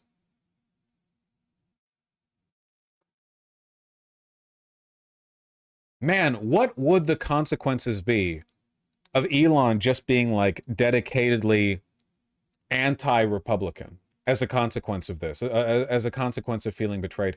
He probably wouldn't be able to. He wouldn't commit to it fully because like some bullshit's going to happen. He's going to say like, well, the Democrats are still worse, so I'm still going to focus on them. But still. Will Trump Night of Long Knives Elon? There's still plenty of time for Republicans to go and try to primary other Republican members of the House. Or do you worry about Dems like Ro Khanna trying to court Elon's approval? Listen, what I'm about to say is the most cynical shit in the world, okay? But we're in pretty dire straits right now. Elon is a wretched monster, and no good should happen to him in his life. That being said, he remains enormously powerful. He's also very easy to influence. I feel like if people like Ro Khanna, people who already have connections to him, are smart, have some quiet meetings with him, they might be able to stoke a bit of a flame. Is it likely this will happen? No. But I think it's possible. And by stoke a bit of a flame, what I mean is like, hey, listen, buddy, okay? We're not, listen, we may have had disagreements with how Doge conducted itself, but we also share your goal for government efficiency and cutting down the budget. Look at this. It's clear, as you take a look at, president to president, that deficit spending is a bipartisan issue. This goes beyond Democrats or Republicans. But this is a very, very, very deficit-heavy bill, isn't it, Elon? We should work together to at least, work to trim the fat a little bit. Just something. He's still fucking evil, so I wouldn't want to like normalize him in the public eye, But I can understand. We're in a rough position, man. Of the Senate. And Elon Musk put over $250 million towards the last election. Elon Musk changed the spending agreement back in December during the transition before Donald Trump was even in power, simply by putting out a post on X, and the deal that was struck by John Thune and Speaker Johnson with Democrats in the House and Senate, it combusted because of this sort of messaging. And so the question here is, should Donald Trump have done more to keep Elon Musk in Washington? Because now he has a very powerful influence on social media, but also through the purse strings. And if any changes are made to this reconciliation package by members of the Senate, it'll have to go back to the House and be voted on again, Chris. And they passed the initial one by just a 215 to 214 margin. Elon Musk is suddenly, you could make the case potentially helping Democrats in their messaging, making the case that Republicans are attempting to add spending at a time that they're also trying to run parallel tax cuts. Yeah, we'll see about that. Ron Paul is actually agreeing with him on Twitter, which isn't, super duper unlikely, considering Ron Paul's opposition to the One Big Beautiful Bill. I wonder how long Senate Republicans will be able to hold this up. Keep in mind, they have a month deadline. Trump has very insistently said July 4th is his deadline. He wants to get the bill passed by July 4th. Who knows if that'll happen? This is Ron Paul. Oh, sorry, I confused Ron and Rand. Sorry. Well, okay, fine. Relative to Rand Paul, yes. Ron Paul's support is still pretty meaningful. There is that like weird group of like fash libertarian adjacent Republicans who are agreeable to people like Elon.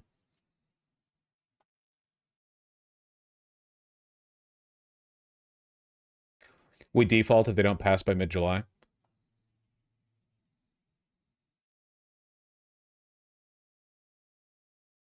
Ron's the dad. Yeah, for some reason I couldn't remember if he was dad or grandpa, but of course he'd be dad. Yeah, they're not old enough. There's not enough of a difference in age for them to be. I sometimes think of Rand Paul as being younger than he is because he has the broccoli cut. Does anyone else feel that way? That he looks like a broccoli cut Zoomer who he fell asleep in a tanning booth or something, so he's all like red and wrinkled, but he's still like 22. Also, libertarianism is like a teenage boy's ideology, so. Mike Johnson got asked about the attacks. 2 minutes of content.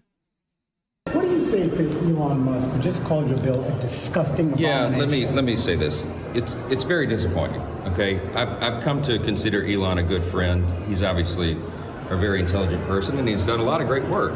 We've applauded all the work they've done with Doge. And yeah, Mike Johnson fucking despises Elon, especially right now. Keep that in mind. Identifying fraud, waste, and abuse in the government. It's a very important service that's been performed, and we're so excited about it. We're now in the process of codifying that. As you all know, the administration has qualified and quantified the fraud, waste, and abuse that they found in Doge.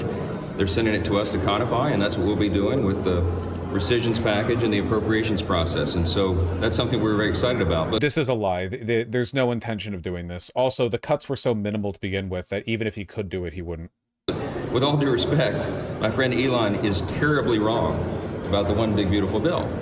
We had a long conversation yesterday. He and I spoke for, I think, more than 20 minutes on the telephone, and I extolled all the virtues of the bill, and he seemed to understand that. We had a very friendly conversation about it, and I told him that we're achieving not only all of our priorities, all the promises we made on the campaign. Do you think Mike Johnson's intelligent? Yes, 100%.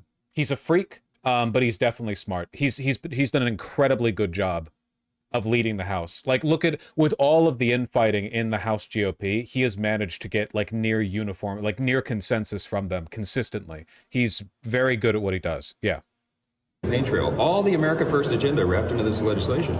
We're also achieving, the top line on this is two very important things. We're making permanent a massive tax cut, and we are making a massive reduction in spending.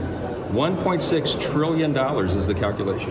I've said this many times. I'll be saying it until we get this thing over the line. This is the most amount of money that any government has ever saved on planet Earth in a piece of legislation. Ever. It's a very important first start. Elon is missing it, okay? And it's not personal. I know that the EV mandate, very important to him. That is going away because the government should not be subsidizing these things. It's part of the Green New Deal, and I know that has an effect on his business, and I lament that.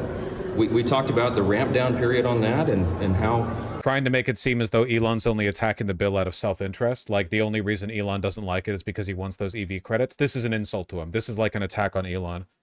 Not a very subtle one, either.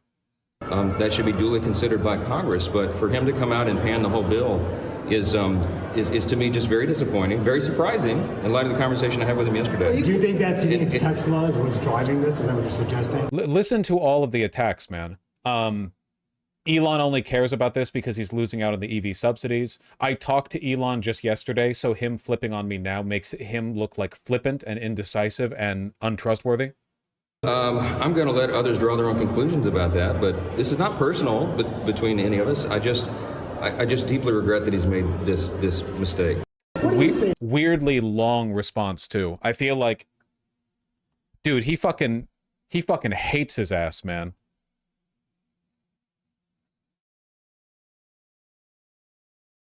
That's really funny.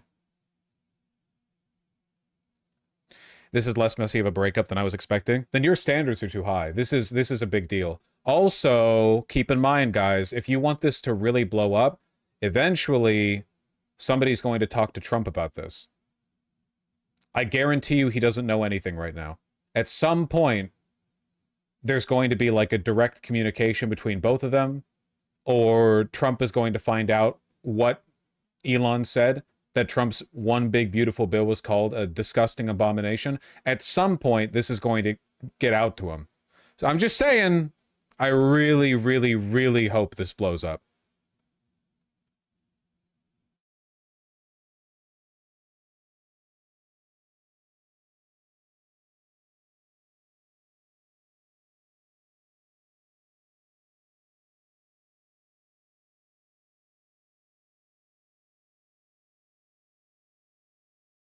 You mean Fox will turn on, Trump will turn on Fox and Friends and they'll mention it? Maybe. He does talk to people in real life, though.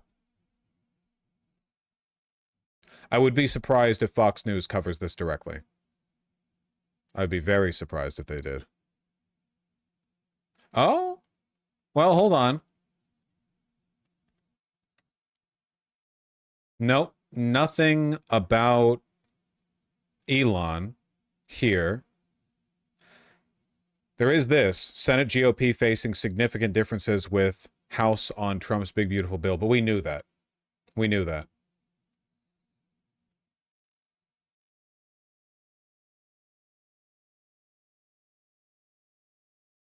We'll see.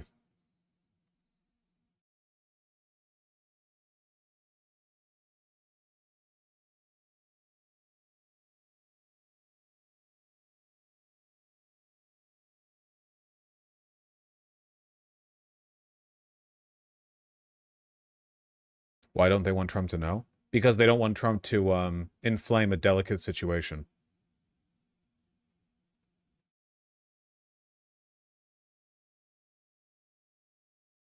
Which he would likely do.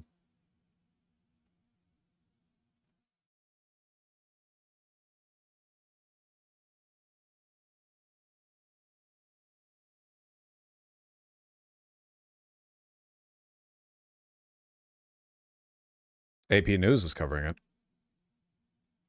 Musk, fire all politicians who betrayed the American people. Only Republicans voted for that bill.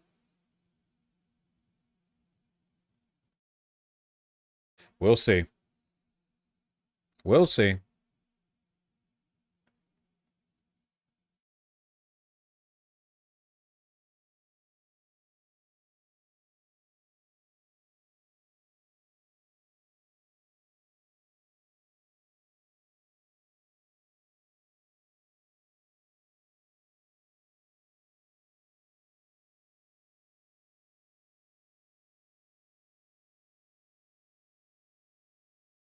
I don't know how much I have to say about this that's interesting, but global alarms rise as China's critical mineral export ban takes hold. That's actually a pretty big one. Like a very, very big one.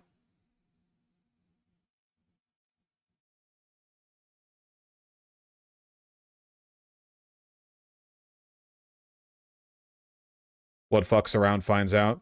Yep. China's decision in April to suspend exports of a wide range of critical minerals and magnets has upended the supply chain central to automakers, aerospace manufacturers, semiconductor companies, and military contractors all around the world. Trump recently extended the pause on the tariffs with China, right?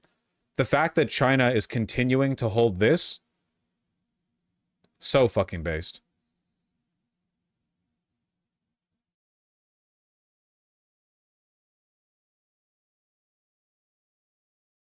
Trump and Xi Jinping are expected to talk this week directly? Are they talking directly or via a proxy? Normally, Xi Jinping doesn't speak directly to the United States. They have envoys.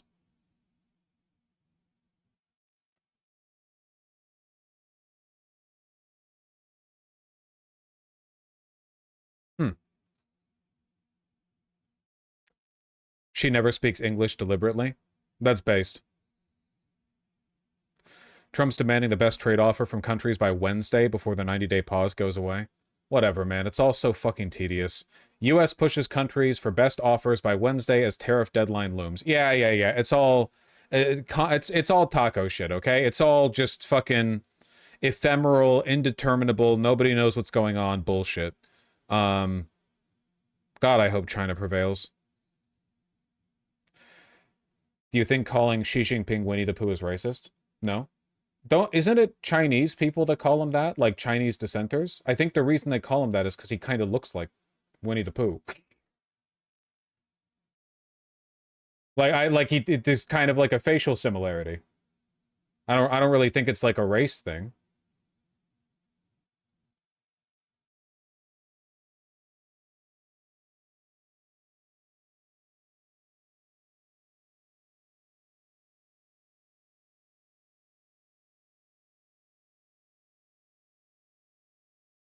Oh, Joey Politano. I know this guy. This guy crashed the fuck out. I'm saying this respectfully, okay? I'm saying this respectfully. This guy crashed out because he was like, I have spent the past week doing in-depth analysis and research on the effects of tariffs. I've produced a bunch of charts, and now Trump has changed the tariffs. All this data is worthless. And he posted it. He's very good. He's very good at making the graphs, analyzing the data, far better than me or most anyone else I've seen. It's just that reality keeps shifting around faster than you can account for it. Aw, nerd. Yeah, we need our data nerds, the data males. God, look at this.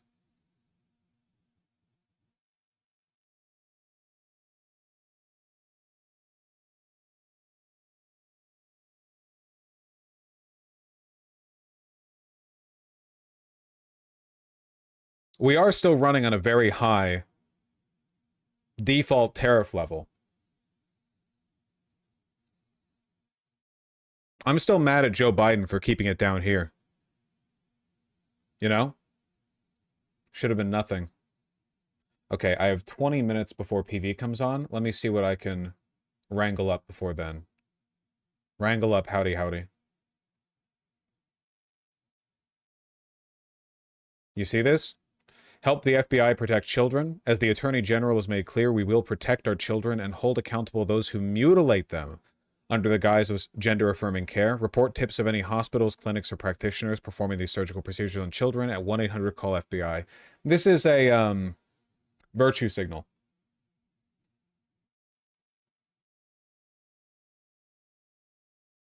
It's a virtue signal. What are you talking about? I mean, the consequence of this is going to be, like, clinics are going to be, there's going to be like a gender clinic that's just like doing therapy for a trans minor or something, and then they're going to get reported to the FBI. It doesn't mean anything. Is it though? Well, yeah. If somebody's breaking the law, like this, the hot tips line here isn't going to be like the mechanism by which the FBI discovers that.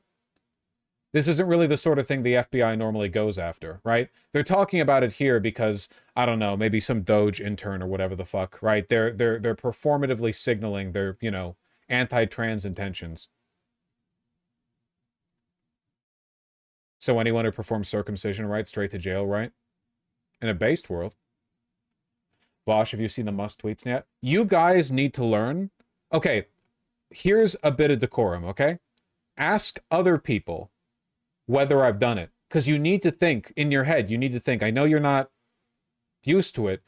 Wouldn't it be annoying for the streamer if he literally just finished talking about something and then people come in and they ask him directly while he's talking about something else? Yeah, my bad. Sorry, dude. Don't apologize. It makes me feel bad for playing it up. Ugh.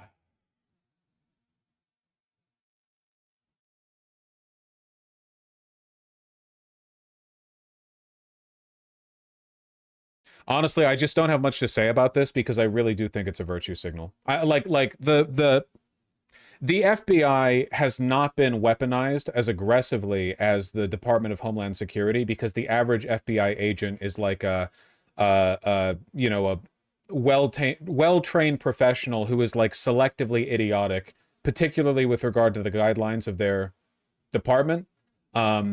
Who's probably annoyed at the fact that they're now taking orders from absolute loyalist retards in the administration. It's not like the DHS where all those ICE thugs are like 60 IQ police officers, you know? Not to say the FBI isn't evil or won't be weaponized, but I see this as more of a like, oh, it's Pride Month. Wouldn't we like epically troll the transgenders if we said this? Not to say they couldn't do that thing.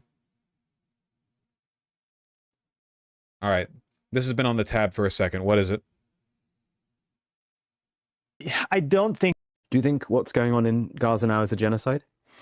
I don't think it's a genocide, but I think I think it is without a doubt true that Israel has committed war crimes. You wouldn't have said that at the podium. Yeah, look, because when you're at the podium, you're not expressing your personal opinion. You're expressing the conclusions of the United States government. The United States government. I love the Democrats so much, man. Who's this wacko? Well, Rave Dubin has an answer for you. Yeah, this was one of the people we frequently saw at the podium when the State Department was explaining to us how Israel cramming Palestinian children into a blender and hitting the on button wasn't like a violation of any, you know, codes of warfare. Had not concluded they've committed war crimes. Still have not concluded that.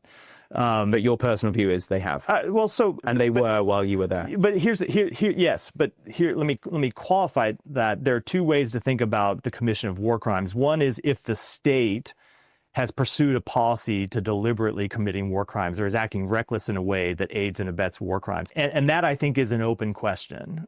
I think what is almost certainly not an open question is that there have been individual incidents that have been war crimes where members of the Israeli military have committed war crimes. So ultimately, in almost every major conflict, including conflicts prosecuted by democracies, you will see individual members of the militaries commit war crimes. And the way you judge a democracy is whether they hold those people accountable. Which they Israel hasn't. That's my point, right. Is we have not yet seen them hold sufficient numbers of the military accountable. And I think it's an open question whether they're going to. I'm really struck that... How do you make like a living out of this? Like you're doing a speaking bit, the point of which is essentially like, listen, I thought they were doing war crimes the whole time, but you know, jury's still out on whether it's deliberate or if they're being fair about it, when the jury is very much not out on this subject. Just following orders type shit. You think now that Israel did commit war crimes, and yet at the time, and I get why, but at the time you were at the podium and you couldn't say that. I mean, personally, that must be very difficult for you. So the State Department itself had concluded, not in these, they didn't phrase it in these terms, but I think I did at the podium a few times, had concluded that it was likely that Israel had committed war crimes. But I do think it's almost certain that they have. Great, that's fantastic. I mean, it further contributes to like the impression we all have of the Democrats, right? No one in power there actually believes in anything. Like at least the Republicans sometimes are authentically, psychotically fascist, but with the Democrats, all of them are just like little automaton people marching along to a set of archaic rules and practices that don't seem to have any relationship to like obtaining and using power, but are more about like rewarding your insiders and continuing the status quo, whether or not it benefits you. Isn't it that way, but way worse with Republicans? No. When it comes to not believing in anything, I think the Democrats have the Republicans beat. A lot of the Republicans are authentically evil, which in a way is preferable because it means that they are more predictable and you can accost them for things they actually believe. Also, there's an alignment between what Republicans say they want and what the voters for Republicans say they want. Whereas with Democrats, the Democrats as like an institution, the DNC, is this like free-floating organization that has no ties whatsoever to the interests of their party. When they chance upon a message that resonates with their constituency, it's purely by accident. It's insane.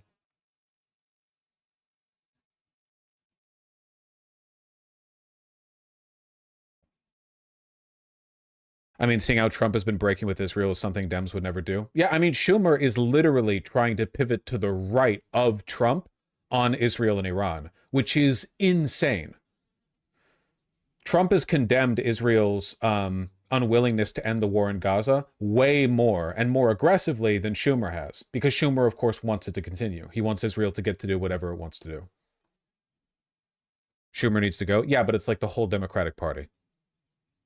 Schumer's just like especially bad, you know?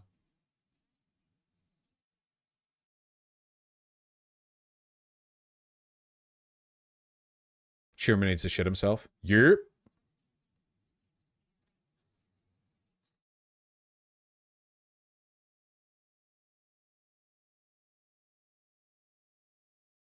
I think Dem leadership is far worse than the average Dem. Yes. Oh, 100%. Yeah.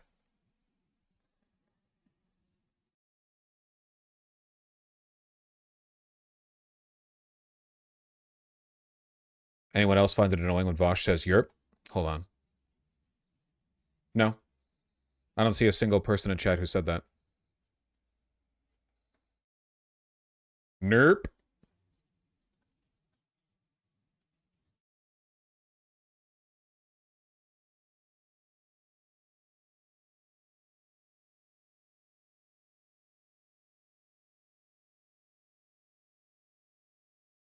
It's pretty cool, huh? You've seen it, haven't you? I feel like, you know, you're late to the game by 24 hours. What do you even say about it? Everyone's already talked about it. Ukraine fucking did a deep strike into Russia. Pretty crazy stuff. Took what, like a year and a half of planning? They created like specially designed trucks to hold a bunch of drones, and then through some convoluted operation, they got Russian drivers to have to bring them over and stop near this big old submarine and air base. And with these drones, they up and destroyed a significant portion of Russia's bomber fleet.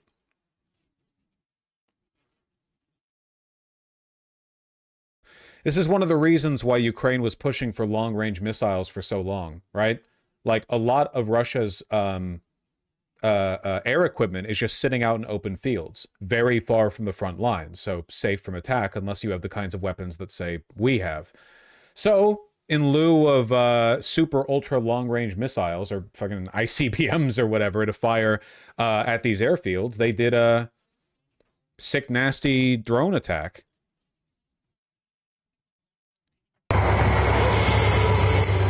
Вот он, коптер опять взлетел. Откуда взлетает, ничего не понятно, блядь. Вот он, клоун, блядь. Оба ни с того ни с сего, сука.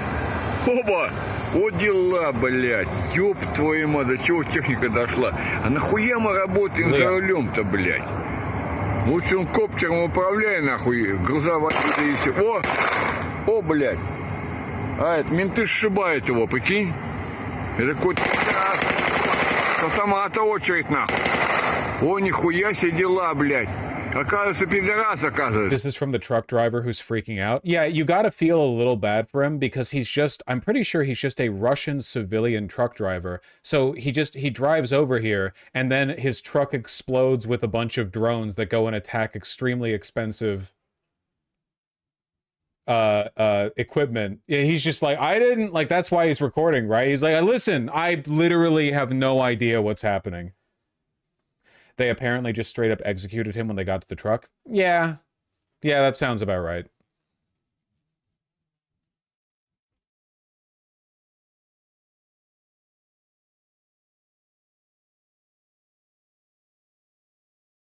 He said the police are shooting. I mean, they're probably shooting at the drones, right? For all the good it did. Ukraine announced all involved were safe in Ukraine to undermine Russia. Well, sure. Not the driver, clearly.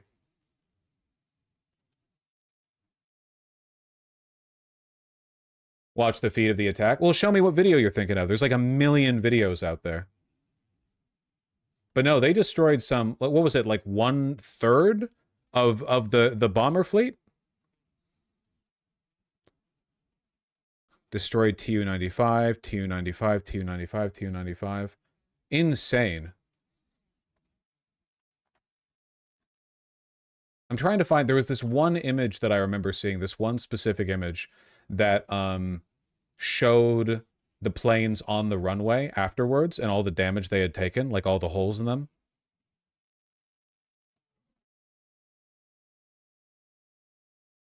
And those Tu-95s aren't made anymore, irreplaceable. Yeah. Real huge. Hold on, let me get like a total list of losses. Operation Spiderweb Russian losses. Will this tell me?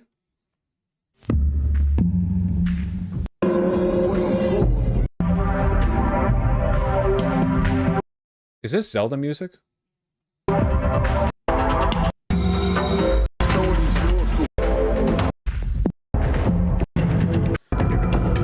Slop video. Ah, where's that image I was thinking of? Come on, you guys can find it, can't you? Financial Times says 12 confirmed for sure.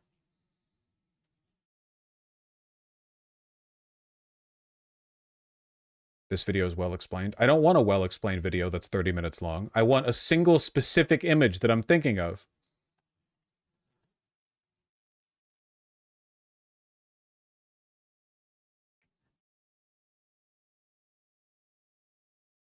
Give it more descriptors, man. No.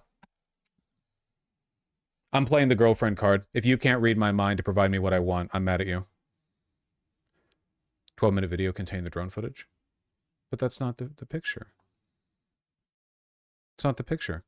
Ukraine just hit the Kerch Bridge with massive underwater explosives. They've been getting silly with it, huh?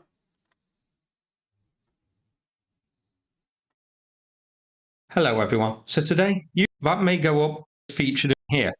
This one, our part. Now, with this targeted to Done together, and what would we... The problem with like anything involving the Ukraine war is that when people are like, hey, here's a video that explains stuff, they don't link you something from a news organization. They show you like a NAFO YouTuber. I think I found it. You didn't find it. You're thinking of this video? It's not a video, it's a picture.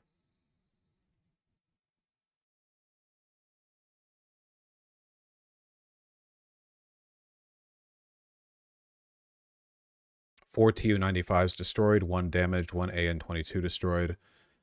3 Tu-95s destroyed, 1 Tu-95 damaged, 4 Tu-22 M3s destroyed. Sheesh.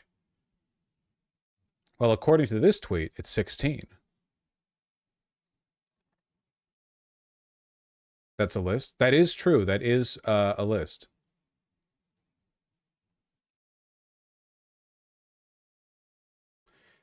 These are significant numbers. Yeah, planes are expensive, man.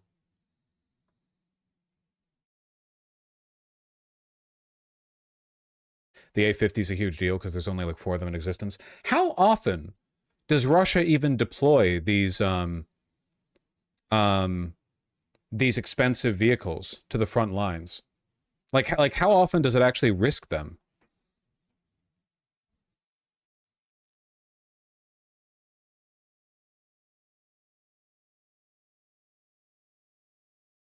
They use these to launch cruise missiles at cities? Wiki says 40 plus airplanes destroyed. A bunch of smaller ones, I imagine. According to the Financial Times, the damaged and destroyed aircraft made up around 20% of Russia's operational long-range aviation fleet. Many of the aircraft types affected, like the Tu-95, have not been produced since the dissolution of the Soviet Union.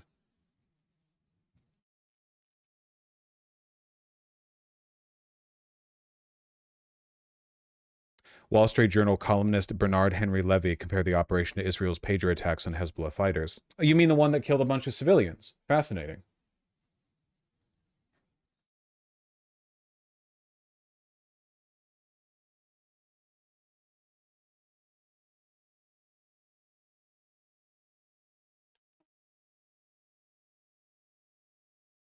The cruise missiles that these planes are used to fire into Ukraine, is there like some requirement that these cruise missiles can't be fired from the ground? Like they need to have kind of a running start, be up in the air, already be at a high speed? Okay, that makes sense.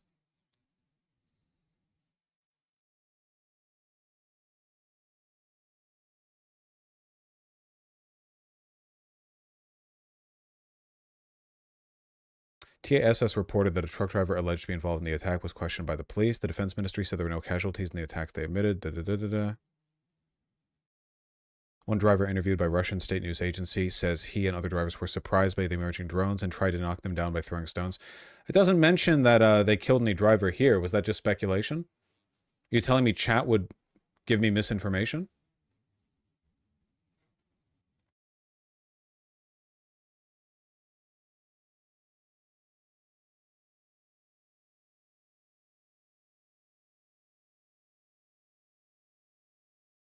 The Russian Ministry of Defense referred to the operation as a terrorist attack. Terrorist attacks are when you declare war on a country and then they use their military to attack a purely military target.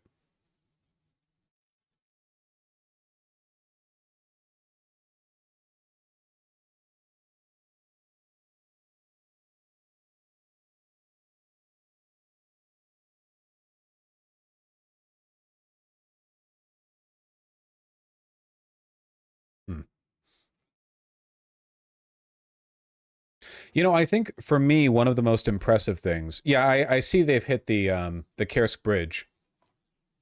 Fuck off. That is a bomb. Oh, they just have a GIF of it anyway. Delivered by sub-drone. It really is all drones now, isn't it?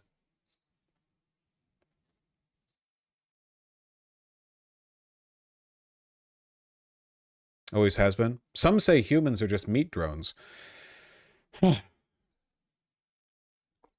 I think for me, one of the most impressive features of this attack, or I guess the thing that I appreciate the most, is the fact that Zelensky pretty much immediately went to social media and started bragging about it. Like they didn't, because they understand how the propaganda machine works, right, from Russia. So immediately after pulling this off, like a second afterwards, he was like, yep, all right, everyone gather around, let's brag. Yeah, you need to own it, which I like, I guess. I like that element of transparency.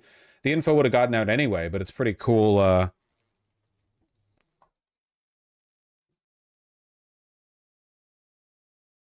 This after Trump and J.D. Vance telling Zelensky that he holds no cards. Europe, together with America, has better weapons than Russia. We also have stronger tactical options. Our Operation Spiderweb yesterday proved that. Russia must feel what its losses mean. This is what will push it towards diplomacy. Hmm?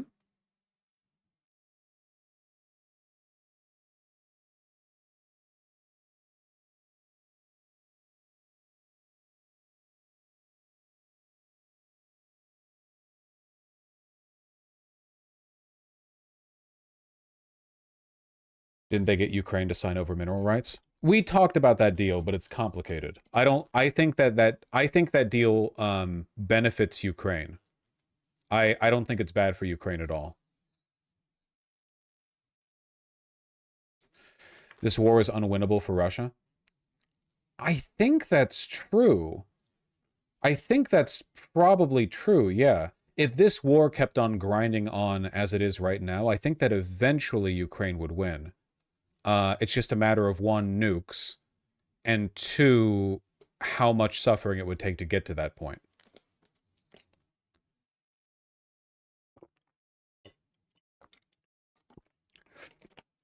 As long as Ukraine continues to get support, maybe.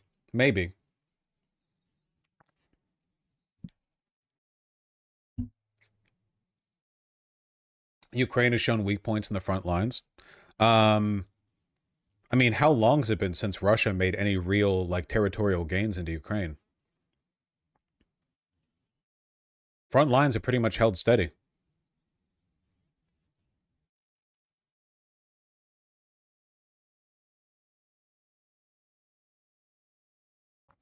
No, they make gains. Real gains. Come on. Yeah, people, you fight over 5 feet of land or whatever. The lines have held pretty consistent. I mean, we can do the thing again, right? We see where the lines are now. So go back 1 year. Yeah, they got this chunk right here. If we go back a year before that,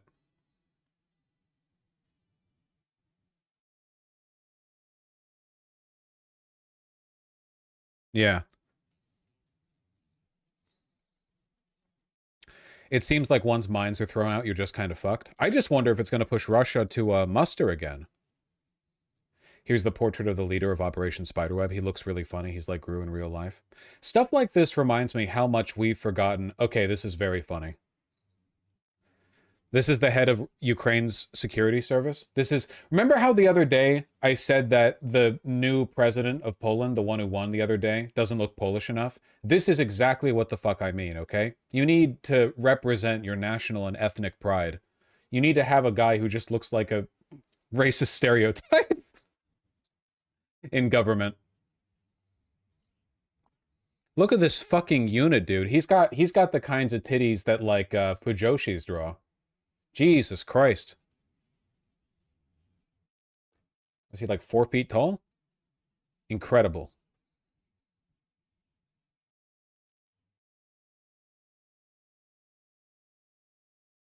What does a Polish look like? Not far off from this, in my mind.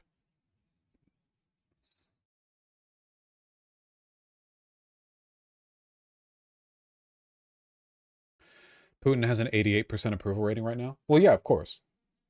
Well, I mean, what else would you expect? It's an authoritarian state where, like, even the polling that they conduct is heavily biased in the way that they conduct it. Like, it's like with Assad, right? Yeah, like I'm not saying that he isn't widely supported by his population, but the population of Russia is literally, like, walled off from the rest of the world. Not in the same sense that, like, the Chinese population is, but they, like, you know, it's all state media, all very, very directed, targeted stuff. Also, you can't, like, publicly express that much disagreement, right?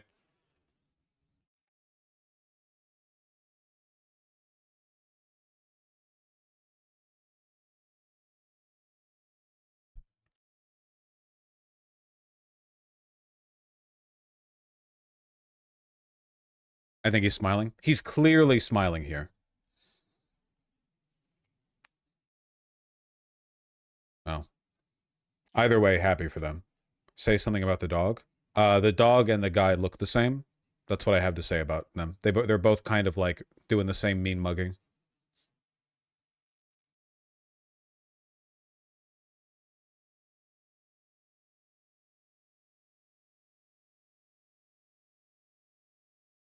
Like dogs and owners do. True. Ah. Just a second.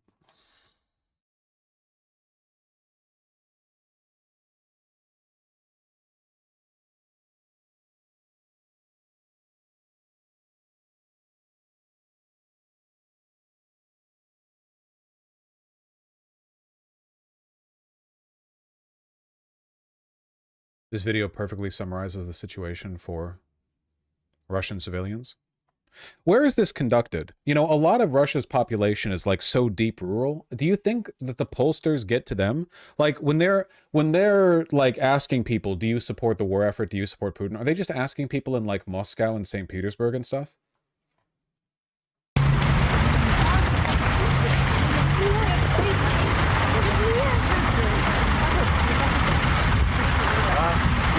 В центре Петербурга.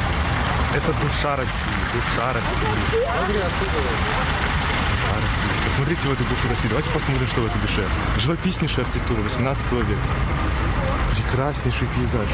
Сними флаг России. Какой Путин, друзья? Какой Путин?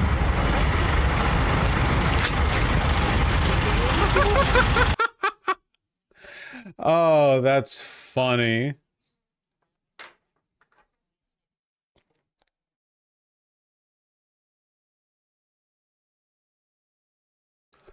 The average Russian is extremely depoliticized. They usually answer along the lines of, oh, I don't talk about politics. Well, Russia never had a civil society. It never got to develop one. Lenin never built a workers' democracy, and Stalin sure as fuck didn't, and the Russian Federation sure as fuck hasn't. Like the people of Russia have literally never had a period of time during which like there could be internal, robust debate and meaningful democratic engagement with the government. They've never had like that's literally never happened there. At least in former Soviet territories, right? Like, you know, Hungary or Ukraine or whatever, like there was a civil society there built around resistance to Soviet occupation. Like there was Poland, there was like a contrast there where a lot of the kind of marshaled energy in those regions was like, well, at least, you know, I don't engage much with politics because what's the point? But at least you push back against this.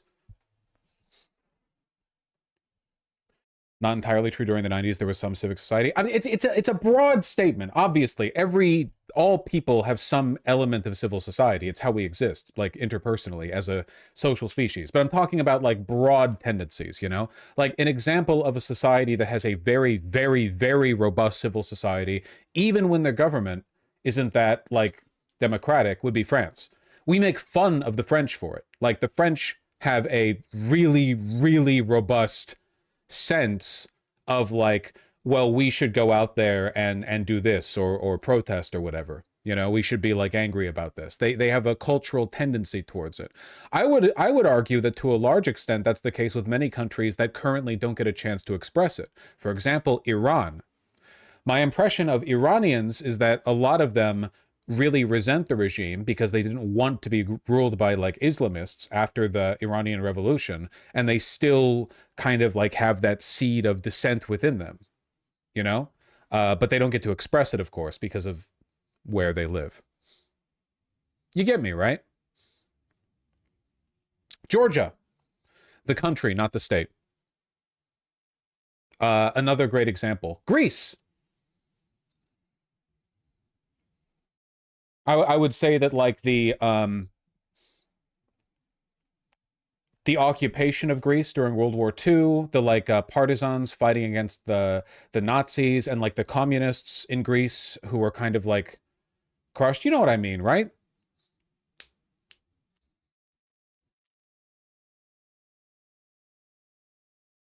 Anyway, I don't think Russia has much of that, and it's kind of like a special sauce, culturally speaking.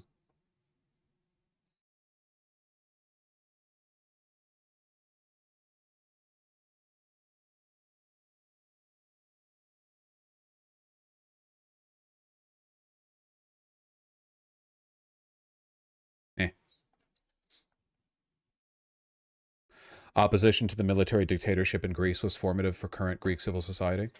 And I would argue that right now, America has a pretty bad civil society.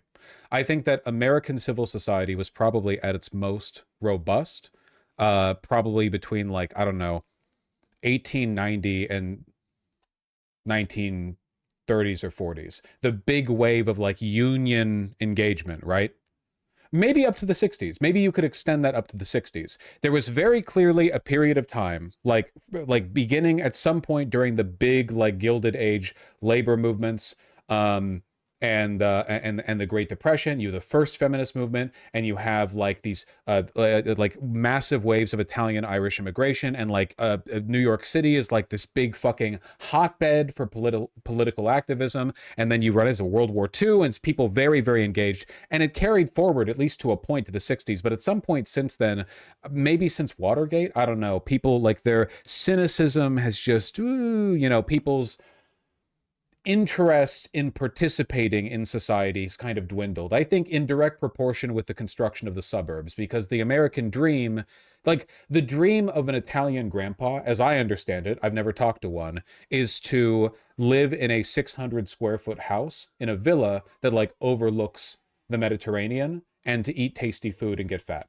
I think that's like the dream. It's a lovely dream for like an Italian grandpa. And for an American family, it's like a white picket fence in the suburbs where you don't have to be around loud minorities. And I think that the former is much more socially oriented than the latter. So the American dream, in a sense, is to distance yourself from civil society. Does that make sense? You know what I mean? Like it seems like we've chosen alienation as like an ideal end goal. Like the point is to have your own house. So in an environment where that's what you idealize, I think it kind of makes sense that we would be a little... We like we're seeing the consequences of this now to an extent.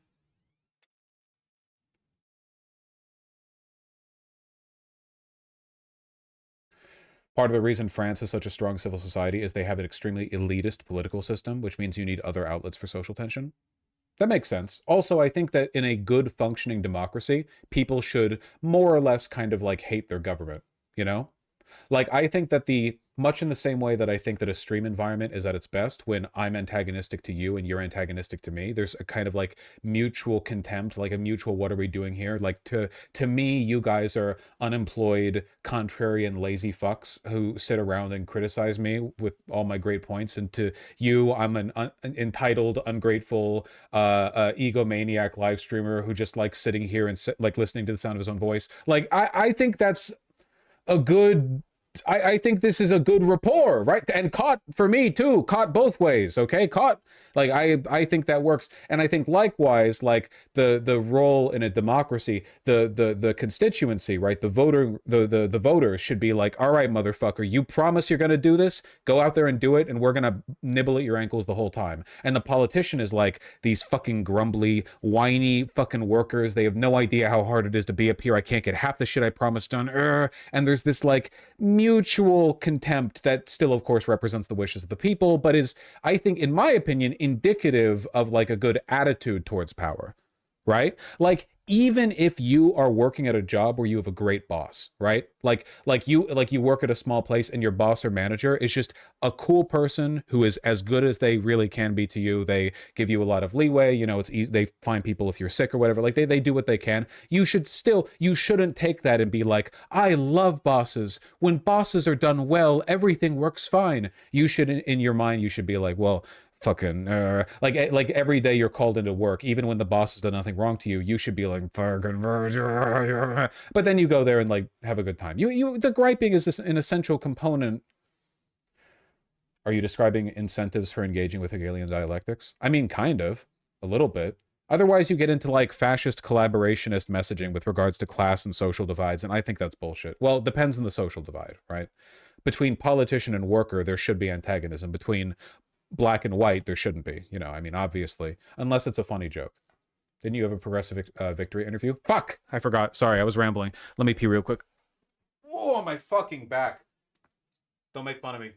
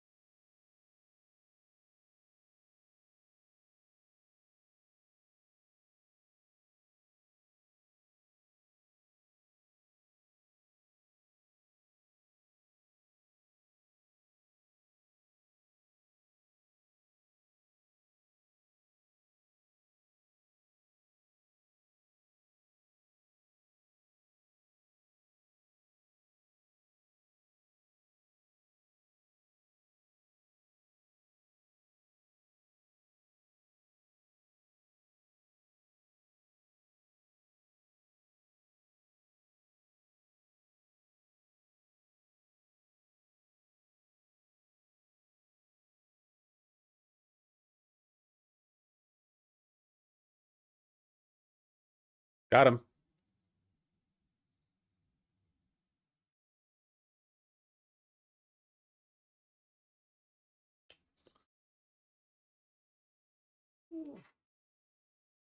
Oh, you went out? You going out?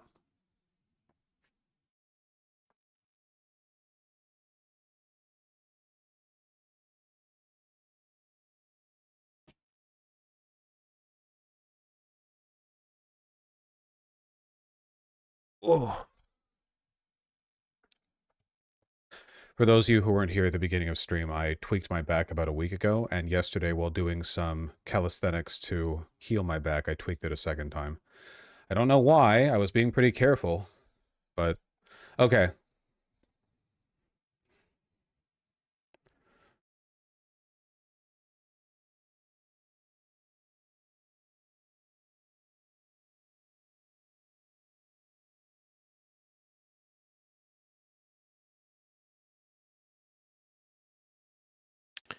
Hello. Howdy. Hey, how are you doing today, Vosh? Well, I already complained to you about my back pain, so with that taken into account, noted, written down, pretty good, actually. Well, I'm absolutely glad to hear it. Here in the great world of New Jersey, I think it's about like 80 something degrees outside. And for any fun. Southerners who are listening, I don't want to hear any complaints. That's hot over here. So it's been all right over here. Well, yeah, like southeastern heat and humidity feels different than Midwest heat and humidity too, right? Like there's sorry, not Midwest, but like Northeast. It's also a spiritual difference. When you're in Florida, you should be feeling 80 degrees. Oh yeah, no. If you're in Florida and anything goes below 80 degrees, you're going to hell. Your presence is demonic, and there's something wrong. Yeah, I mean that's what kilns are for. Oh no, 100%. So I've heard this rumor. First of all, your voice has been recognized by some of the people in chat. I'm sort of mentally noting them as the good boys and girls because it means they're participants in PV. To people who aren't familiar, Progressive Victory does canvassing and phone banking. They're the reason anything good happens in this country. I know that's lately it's been a small list, okay, but you know, upon the work of shoulders, they continue. It's not did I say upon the work of shoulders? Jesus fucking Christ! Upon the shoulder of giants, their works continue. Yeah, maybe the back's getting to me more than I thought. Okay, no fancy words. They do good. They help good people get in vote. We want good people to win. Hit it. Who's good and who do we want to win?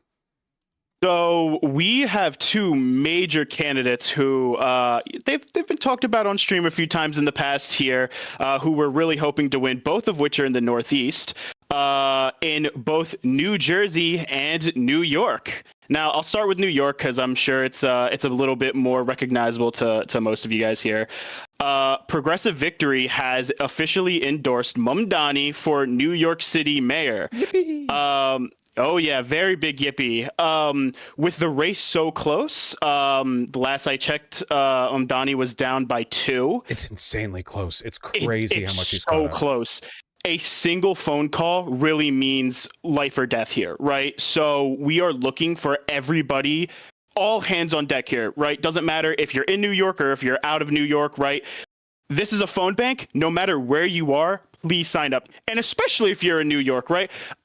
I don't want to hear anybody from New York not getting involved, especially because you New York progressives, you never get involved in anything. You think you're so safe there, never get involved. This is the time to. Down by 2 points. The first time in a long time that I've been this excited about a campaign. You have everything lining up. You have the DSA Association. He's genuinely a socialist. He's come basically from nowhere and has been skyrocketing in the polls. He's a generationally talented politician. Seriously, every single time he's in front of a camera, he's nailing the beat every time. You want to be a part of this momentum, okay? I think there's a very real possibility. Like, for instance, right now people are asking, why won't AOC endorse? In my opinion, pardon me for being naive, I think she's going to. She's endorsed NYC mayoral candidates before. It's usually within the next couple of days.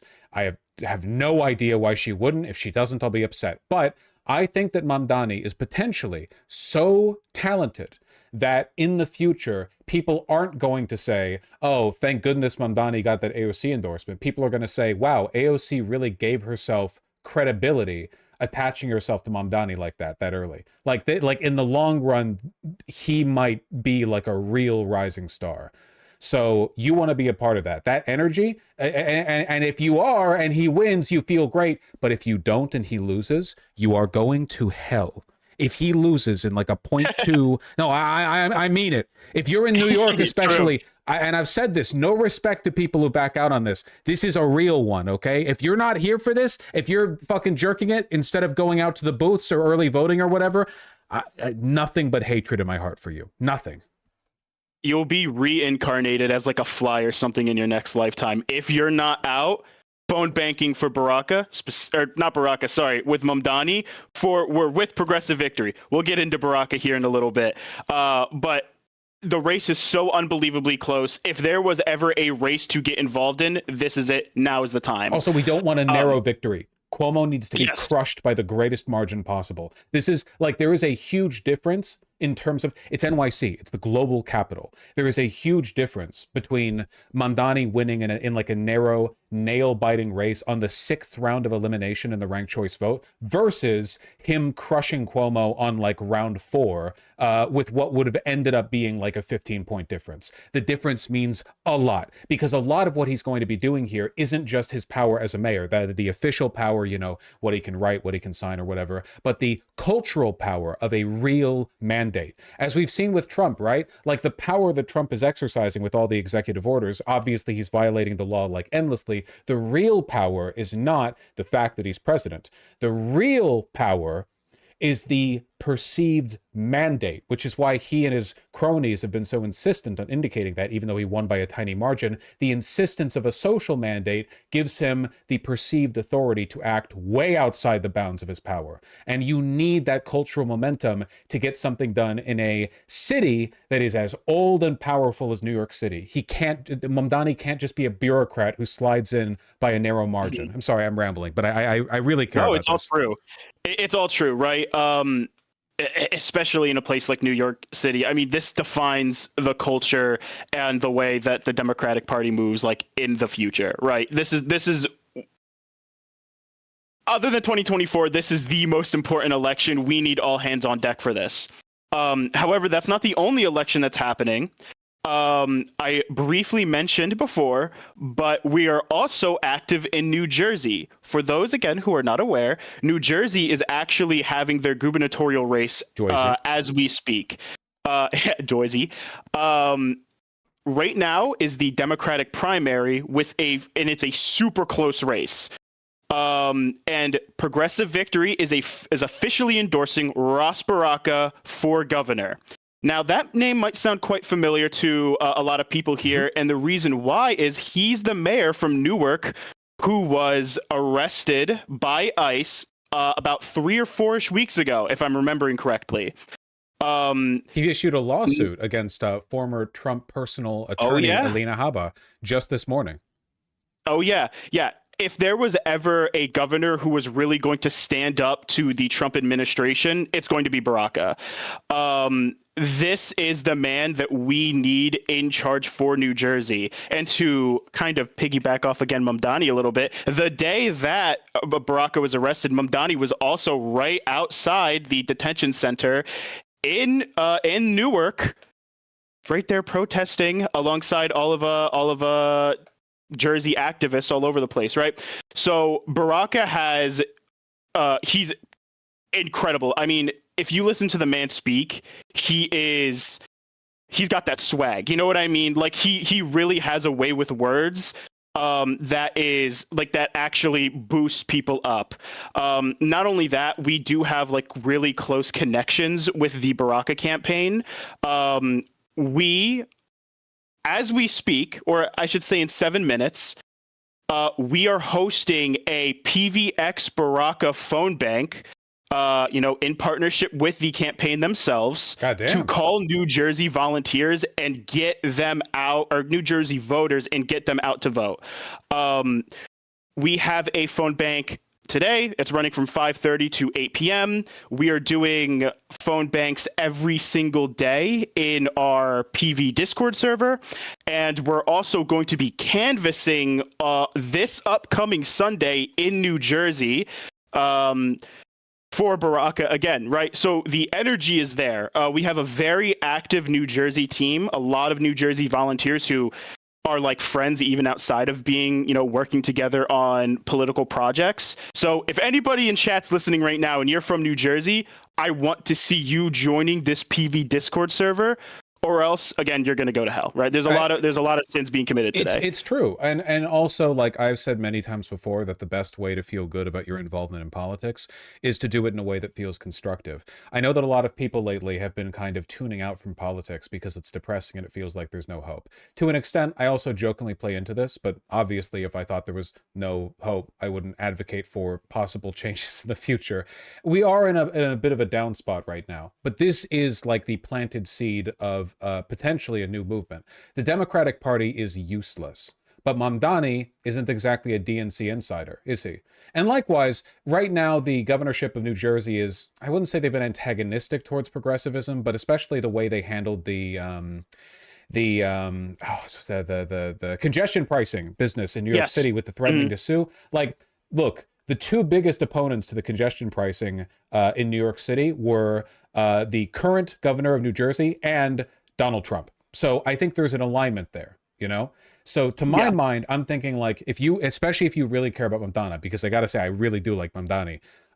You want him to be surrounded by allies. You want the governorship in New Jersey to be in lockstep with him. You want these new people, these non-DNC insiders to work together, because this is like the spark that can be built, like sort of cultivated into meaningful opposition. I have a host of questions from chat, by the way. Somebody wants to know, what can non-US citizens do to help? So we actually have an FAQ in the Discord server with resources available for any non-US citizen in case they want to get involved with the movement. Now, I could be wrong here, but I'm pretty sure non-US citizens are allowed to phone bank. So if that's something that you are into, please join Progressive Victory. We have a lot of volunteers who do stuff with us all the time who don't live in the United States, right? This has to be a movement in which everybody who needs to come together. This is how we built, like, the Northeast has always, for the most part, been pretty blue. That's not necessarily the problem, but New York City and New Jersey having real progressives in charge, this is how we build the movement of getting a truly progressive Northeast. And once the Northeast kind of breaks that barrier, I mean, we're kind of one of the cultural hotspots of the United States, right? It's us, it's like the West Coast, maybe a little bit of Florida and Texas in there, but like apart from that, right? It's the Northeast. This is one domino falling so that the effect continues and rushes across the country, right? Not to mention, like, New York City and New York State broadly, Democrats have historically been like the New York Democratic Party is terrible, and it has produced people like Schumer. Awful. They have deep ties to Wall Street. They do not give a shit what their constituents want. They are very transparently compromised. Having like the idea that something meaningful could spring from this region, like this is an area we will need to build power in if anything is going to change. We need that mandate. So again, there are people out there protesting right now all across the country. I know that there are a lot of people in chat who are like, oh, well, I would go and do something. I'm just looking for the opportunity. The opportunity is right here in front of you. Okay. I don't want to hear any whining. You can make a difference. I mean that sincerely, especially God with the Mamdani race is so fucking close, but it's close in both cases. I mean, but like, geez, I want that mandate. Of course. And oh no, please. Oh yeah. And like, not just that, right? But again, I just really, really want to get it like truly in everybody's heads. These are winnable races that will have a massive effect on the country. They are totally winnable. It's going to be a day for celebration. Also, keep in mind, like, the GOP holds its power. It holds its like a social mandate by directing antagonism against whatever crops up, you know? Right now, there's like, what, 3 trans athletes across the country, which have been keeping the GOP busy with regard to directed antagonism. But either of these wins in New Jersey or in New York would immediately direct, like, the fucking Baraka's right now literally suing a former Trump attorney for the way that he was treated. He's not even governor yet. No, he started the lawsuit before he won, or before the primary even. So he's going into this guns blazing. Mamdani, of course, he will be immediately targeted by the GOP. So, you know, we need to rally. It's all hands on deck. Now, I will say, I'm taking a look at this sheet. You've got sign this form, join the PV Discord. I think people should do that. I see sign up to volunteer. I see major canvassing event. I think people should do those things. This step number 4, I'm very curious about. Would you like to enlighten me a little bit? Oh, you're getting so ahead of me, but I would love to. So, check swatch. For anyone who's unaware, it's currently Pride Month. I know, such a shock for such a wonderful community such as VGG, right? Truly nobody knew that it was Pride Month. Well, one of the ways that we here at PV are celebrating Pride Month is our community has come together to create custom Pride-themed merch, and 51% of the profits go to volunteers within our community who designed this merch. Now, let me tell you, I've seen some of this merch. These designs, they are beautiful. And I'm not that great with fashion. I'll be the first person to come out and say, you know, I wear pretty crappy t-shirts all the time. That's kind of my thing. But these t-shirts, this merch, is made with a brand in which many of our volunteers have used in the past to go sailing, do labor out in, and these shirts have held up. They fade nicely. They wear in after a while and bleach in the sun very, very well. The print is actually printed into the fabric so it doesn't wash out. And the hats, the hats are embroidered. Oh, wow, they look so cool. Vintage cotton twill, no less. You can get can get that sun bleaching fade that's so desirable while you're out there canvassing. Oh yeah. Pull up to the PV canvassing events in PV merch. Oh, you'll look fabulous. To add on, the unisex tees are also 100% ring spun cotton. These are we're getting quality shirts out for our volunteers. Let's just be honest here, right? And again, I just want to say that 51% of the profits go to the artist who helped us design this merch. So again, you want to find a way to support PV? You want to find a way to support queer artists? Whoa, you just had an opportunity fall in your lap right then and there. Basically, you are going to hell if you don't get it. Yeah, pretty much. There's a lot of things that you're going to go to hell for if you don't do what we said here, right? So you guys better be paying attention. This is like the new Bible here. But that's not all. Orgs like Progressive Victory cannot function without the support of our dues-paying members. These are people who donate to our org with monthly pledges. And we've decided that we want to do something special for all of our dues-paying members here at Progressive Victory. We are creating membership cards for all of our dues-paying members, and we'll be shipping them out. So you want a cool little card that you can pull out of your wallet? Hey, maybe you're in the line going to the gay club, right? Maybe you're going to a gay bar. I find myself going to them all the time. Maybe you go to pull out your ID. Oh, whoops. What's that falls out of your wallet? A Progressive Victory membership card? Everybody who's queer is flocking to you. Gay, lesbian, non-binary, transgender, doesn't matter what you are. You're going to get the attention you want, all right? Awesome sauce. Get that Progressive Victory membership cards. They look awesome. I've seen the prototypes. They're beautiful. I can actually say from personal experience, like depending on the social circles you run in, I've seen people pull out like IWW cards, and that always goes pretty well. You know, that runs with the right crowd. You know, people love like a sign of political membership because it is especially with regards to like socialization, right? Like you're meeting people, friends, you're dating markets or whatever. A lot of people who are lefty on paper, what do they actually do about it? Well, they sit at home playing Valorant. Oh no, don't worry, they use the trans flag spray or whatever. That's their activism, but it doesn't impress people quite as much as having an actual dues paying card in your wallet. Oh, Oh, yeah. Chat and asked, I'm a wimp on the phone. Is there a script or training for the phone banks? I can answer that. Yes. If you join the PV Discord, there are community leaders there that will help you. They will provide you. They will answer any questions, provide you any training that you need. They're not here throwing you a lifeline out in the middle of the ocean or anything, okay? You are being given everything you need. And they're very, very active in doing so. Oh, yeah.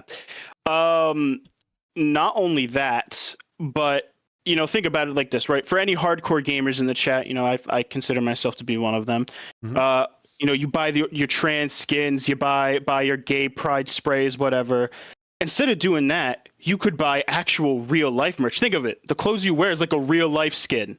Hey, you should be wearing that around. You should be showing it off. And you can feel good about buying it too, right?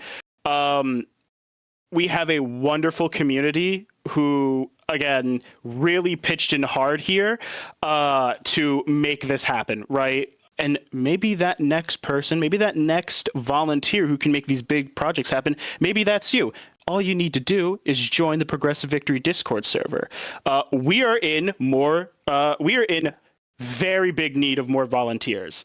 We already have a wonderful community, but we do need more state leads. These are organizers who help run, our individual states and our state organizing program, which, humble brag, I'm the director of. So if you like hearing my voice, you want to hear more of it, you could come join the state organizing program and become a state lead. We're looking for beginning organizers. So if that's anything, if you wanted to get into organizing and you don't have any organizing experience, trust, you're in good hands. We'll train you up. We want to train people like that up. And Benjamin is over here yelling at me, actually, in my DMs here, because he sucks. He needs an affinity publisher for help with the membership cards. So if you want to do that and make fun of Benjamin, go ahead. I do it all the time. It's like the best part of being in PV. You get to yell at him face to face. Honestly, yeah, he's been in chat less lately, so people have probably missed out on the opportunity. No, really, the work that PV has done is phenomenal. As always, I must remind everyone watching, I've gotten only positive testimonials from people after the fact. They message me, they email me, they're like, oh, I'm a social recluse. I only open the windows to let the flies out. But I went out and canvassed for, a couple hours and had a brilliant time consistently. It's the only answer I get. It's the only, it's the only feedback that I get. It's positive. Yeah. I used to be a social, I used to be not a social outcast, but I used to be very, very afraid of social interaction. Used to have a lot of really bad social anxiety. But back in 2023, I had joined the Progressive Victory Discord server, and I got super involved with the community. I've been there for, we're going to come up on 2 years in about half a year here, about 6 months. Actually, about 4 months, actually. Oh, wow, time goes by so fast. And I have since blossomed into a beautiful social butterfly. And the community has been probably the biggest probably the biggest factor in that, right? It's full of people who are wonderful. They're there for you when you need it. And just the other night, they're playing games in the Discord and the voice chat until 2 a.m. my time. You want people to game with up until past midnight? Yo, go ahead. Join the PV Discord server, right? Everyone's a big group of friends here. And I know everybody says that about literally everything, but in Progressive Victory's case, it's actually true. I really appreciate you coming on. We'll be talking, I imagine, in the near future too, not just about this sort of broader advocacy, but also specifically leading into at least Mamdani's election, because we have some more time to go on that. I would like to feel sort of partially responsible for any victory he has. I'd like to do so by throwing as many people into PV as possible, by encouraging them to get the membership cards and the gay shirts. No, I'm looking forward to it. It would be nice to have a win. It's been a little while. Yeah. Well, we could stack this on top of our Wisconsin victory. So our previous Wisconsin victory was the Supreme Court. So you know what? Maybe 2025 is the year of wins. All right. Maybe we took a pretty bad one in 2024, but I'll stay positive. 2025 is maybe our year, guys. That's We'll see how it goes. We'll see how it Yeah, goes. we'll see how it goes. I'm filled with hopium. But yeah, no. Thank you again, Vosh, for having us on, and thank you for everybody who's listened and is either considering or has already joined the PV server or has signed up for any canvassing events. I've been getting a crap ton of emails from the signups, so I'm hoping to see a lot of you in the Discord server.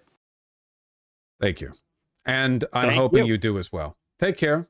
I'll talk to you soon. Thank you, Gunga. Everyone say bye, Gunga. It'll take them So a bit. weird You know, to they're hear it out typing it out. loud. Oh yeah, I'm sure. Anyways, thank you so much. Have a wonderful day, everybody, and I will talk to you soon, Vosh. Have a wonderful day. Talk to you soon. All right, see ya. I think that was pretty good considering like I'm compromised by my lower back a little bit. No, seriously. A victory for Mamdani will be like an overwhelming, it will be like a massive cultural moment. I still don't think people understand how pivotal that would be. This is not to speak ill of Baraka at all. Obviously, I am personally quite enchanted by Mamdani and his charm. It's just what I'm focusing on. But like it would be such a pivotal upset, right? He's given every indication of having the spine that it would take to occupy a seat like the New York City mayorship and really, really, direct it. And if he gets rat fucked by the Dems or the police or whatever, which of course he will, that's not like a binary. It's not do or die. You know what I mean?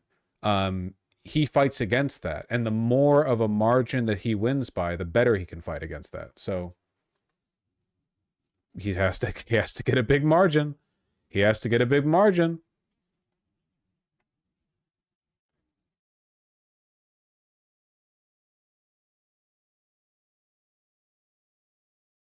Thoughts on people trying to outflank Mamdani?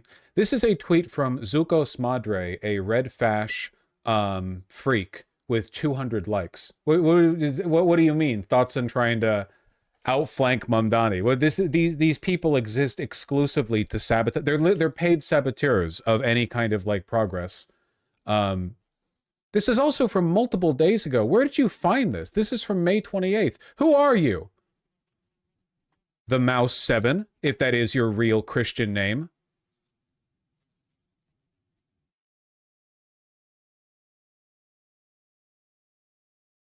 I don't think it is your real Christian name. I think your name is different from that name.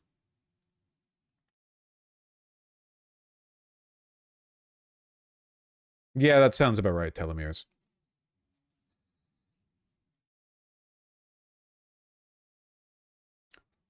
I'm pissed about finding out that Hassan doesn't work with PV despite the shared interest. Well, he doesn't do as much electoral stuff. That being said, I won't play to his defense disingenuously here. Yeah, I think it would be very nice if he would do that. Unfortunately, I think that sometimes it can be very difficult to mobilize a lefty audience to stuff like this because you need to acknowledge that, like, when you're working in the real world and you're talking about, well, who can you get elected? Who can you vote for, right? Like real tangible differences. Oftentimes you have to play politics. You have to make compromises. In a lot of cases, that means like basically every person that I've supported through PV is not as far left as me. Of course not. I'm an internet communist. Why would any of them be as far to the as far as me on the left, right? You have to accept concessions. You have to deal with the fact that they're going to have to like walk back positions if there's too much public opposition or whatever. I think it's like the principled focus on some issues kind of compromises the broader scheme sometimes. Unfortunately, power and holding power are complicated. So yeah, I don't know. It is a compromise that I consider like a necessary wall to push against. It's like a barrier you have to overcome. That's the price of power.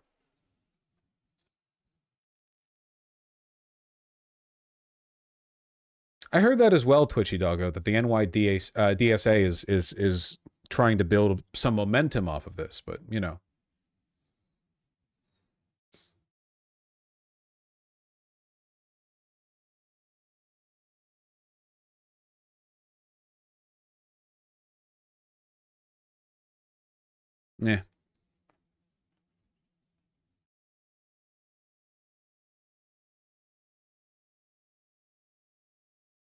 Hassan does go on picket lines and talks to prison firefighters. That's 10,000 times better than electoral stuff IMO. Two bad bitches, but in my opinion, I disagree. Most electoral stuff is a waste of time because most electoral candidates are a waste of time. But in the specific venues of the candidates who are worth your time, like Mamdani, I think that it's easy to engage in that kind of public work when doing so never asks of you any kind of like not even like a compromise on values, I guess, because I don't feel like I'm compromising on values. Like when Mamdani says Israel has a right to exist, he's obviously capitulating to a specific linguistic, to a specific expected position, because he considers backing off on that to be a necessary step into being an advocate for like the broader point. So his point is like he wants to defend Palestinian people, he wants to end the war in Gaza, he wants to stop the genocide, and Zoran Mamdani feels like if he gets caught up on the right to exist thing, it would make it more difficult to advocate for that point broadly. You know what I mean? So he has to capitulate there, and that can taste bad sometimes, but unfortunately, like, damn, considering the state that we're in, I feel like we need to be a little bit less allergic to power.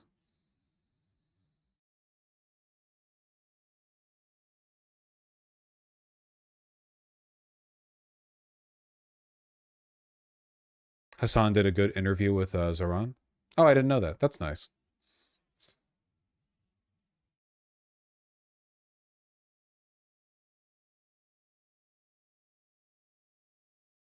What's the left's problem with doing several things to achieve our goals instead of pretending you can only do one thing or another? Dude, that's always been my thing. Remember when the big, like, fake argument on the online left was whether or not live streamers were a waste of time? Remember, there was like a 2-year period where it was like, it's good for people to get their positions from lefty video essays, maybe, but not live streamers. And then it's like, to which the obvious answer is like, who cares where they get it from, But that was like a real thing. People like earnestly arguing for years that like as a format, live streaming was not capable of delivering positions. Of course, there are, compromises that have to be made in any format, but people were arguing like fundamentally there's something worse about it, which I disagree with. It was just video essayist types all doing a circle jerk, But it's like, yeah, I don't know. It's all purity testing bullshit. Shouldn't fall for it. And people don't have those conversations anymore. At least not where I can see them. I feel like that stuff isn't as widely discussed.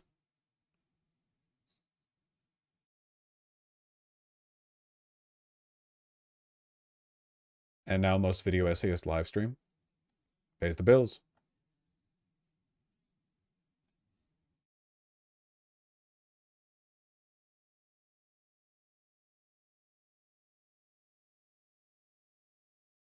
Well, if you are for any reason going to work with Progressive Victory and you enjoy my streams, it should be because I wasn't going to stream today. The only reason I did, despite how much my lower back hurts right now, is because I had an appointment with them that I tried to get out of. So I have been bullied into doing my job. I'm going to lay down on a heating pad, and sort of just like reflect on my mortality for a little bit. To everyone who's donated, I'll read the donations tomorrow. Assuming I don't tweak my back for a third time, I think I should be fine to do that. Well, Denver Southers, I don't want to distance myself from reality too much with stuff like this, but I will say I'm happy pretty often. And I think I do have a lot more optimism for the future of, I guess, our species. I don't know, not just our country, but our species broadly. I have a lot more optimism than, necessarily comes across, right? When you're riding a roller coaster, and you're sort of like dipping down, you focus more on the dip than the absolute distance between you and the ground, right?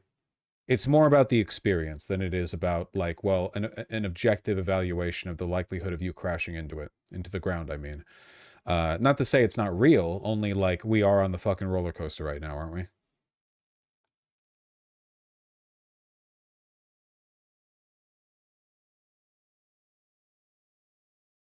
I'm tall too. I hope my back won't break as well when I'm going to be your age. I am 31 years old. The reason my back hurts is because of a deadlifting injury, which I had for years until I got enough money from streaming to go to physical therapy. And after like 2 months of that, my back felt amazing. I've tweaked it again, yeah.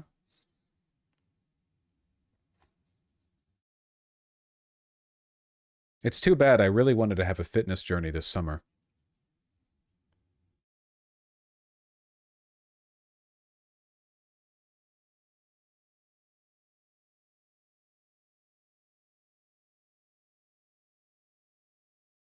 You still can. It's really frustrating because, like, okay, when I was young, I wanted to lose weight because I've always been kind of a chubby guy. When I was like in high school, I wanted to lose weight because I wanted to be more attractive to girls, and then later to girls and boys. But the weird thing is, it never mattered at all. Whether or not I was sexually successful was 100% down to me being like social and confident, had nothing to do with how fat I was. When I was nearly 300 pounds, I was like right near when the beginning of me streaming, I was quite social, and it was easy, right? It just doesn't matter that much. But now I feel a burning desire more than I ever have in my life to be skinny. And it's not because I have any issue with my body. It's because the fucking specific proportions of the outfits that I want to wear require me to have a snatched waist. It's so frustrating. I can't believe that my fashion bullshit has reached a point where it's like it's not even about the body. It's about the clothes draping on the body. So annoying.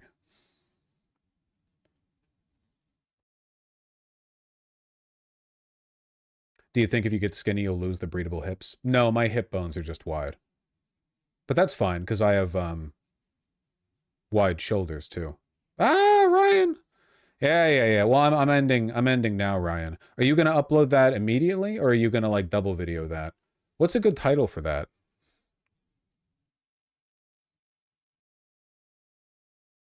You could make American history? No. You could save this country? Thumbnail, help canvas for get Mamdani and Baraka elected? I don't know. Something like that. You'll have to workshop it. I'm going to lie down on a fucking heat pad.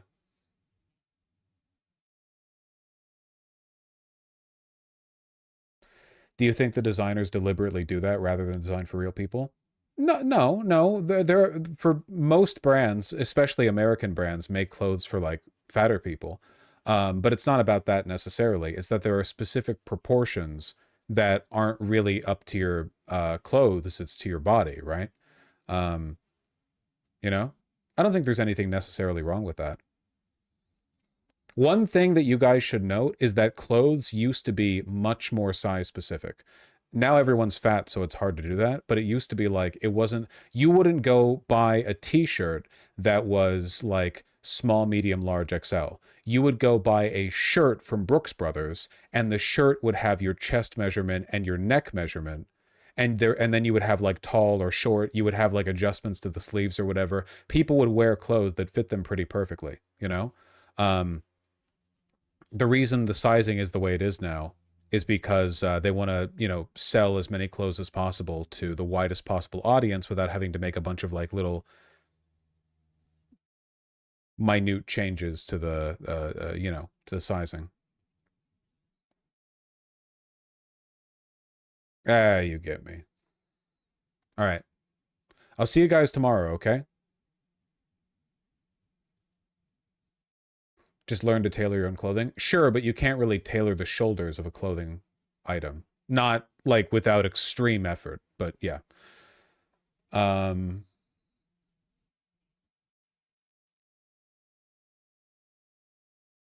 Chat never having purchased a fitted shirt. A lot of people haven't, dude. A lot of people go and they buy their shirts off of size. They're button-up shirts. They buy their button-up shirts. off of size. Happy birthday, Royal Rose's dad.